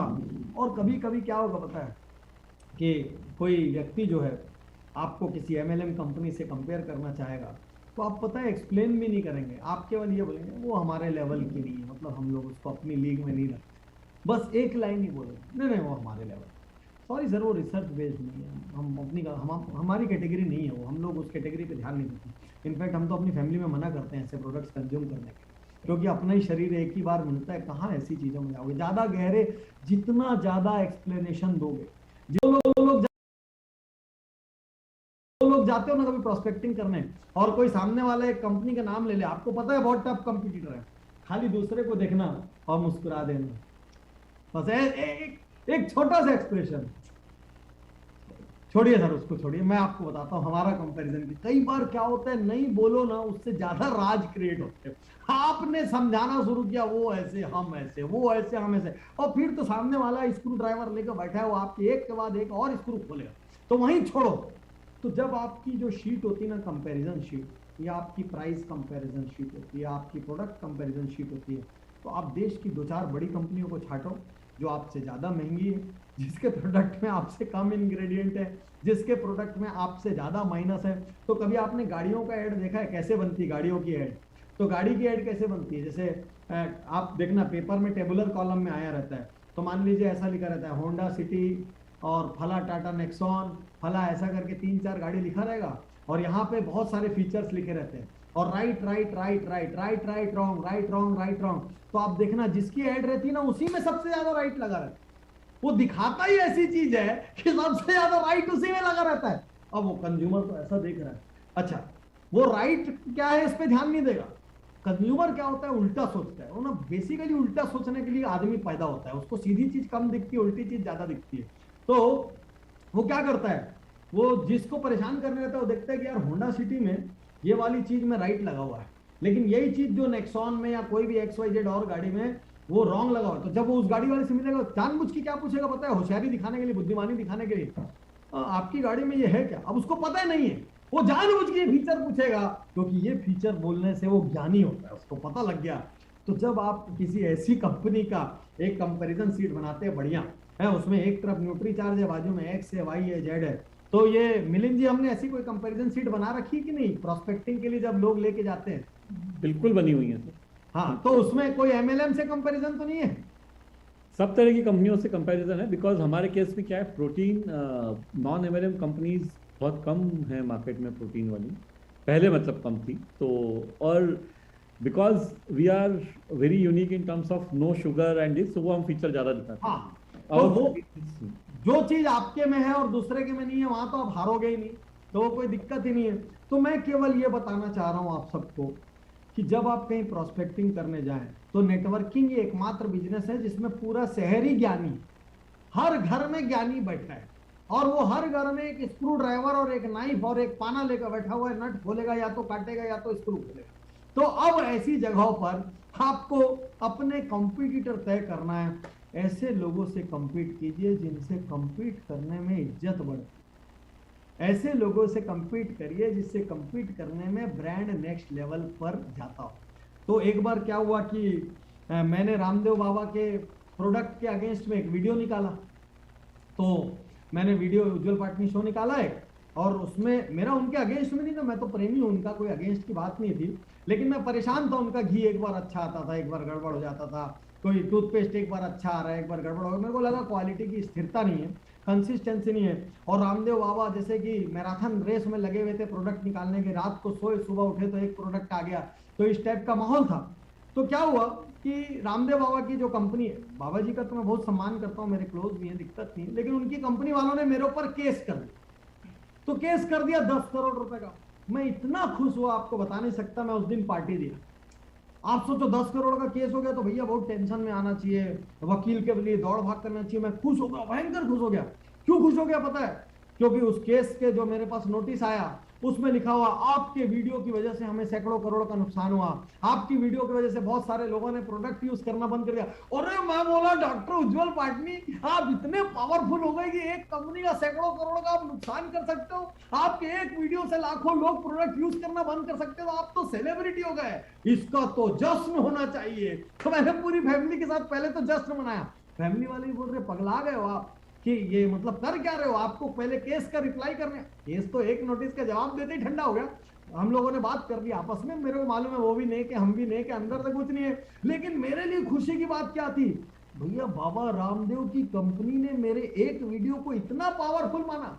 ठीक इसी तरीके से एक बार दिल्ली के कनॉट प्लेस में मैं घूम रहा था, तो देखा कि वो पावर थिंकिंग, जीत या हार रहो तैयार, बिल्कुल बहुत साल पहले की बात है, 12-13 की बात है, कनॉट प्लेस में जमीन पे बिक्री है। मैंने भाव पूछा तो वो शकल नहीं पहचाना होगा, उसको लगा नहीं होगा लेखक खुद ऐसे ही घूम रहा है करके, और थोड़ा उसमें सीरियस टाइप की फोटो थी। उस दिन टी शर्ट पहन के घूम रहा था। मैंने सड़क में पुस्तक को उठाया, मतलब सच्ची कहानी बता रहा हूँ, तो पुस्तक को उठाया और पुस्तक को उठा के भाव पूछा।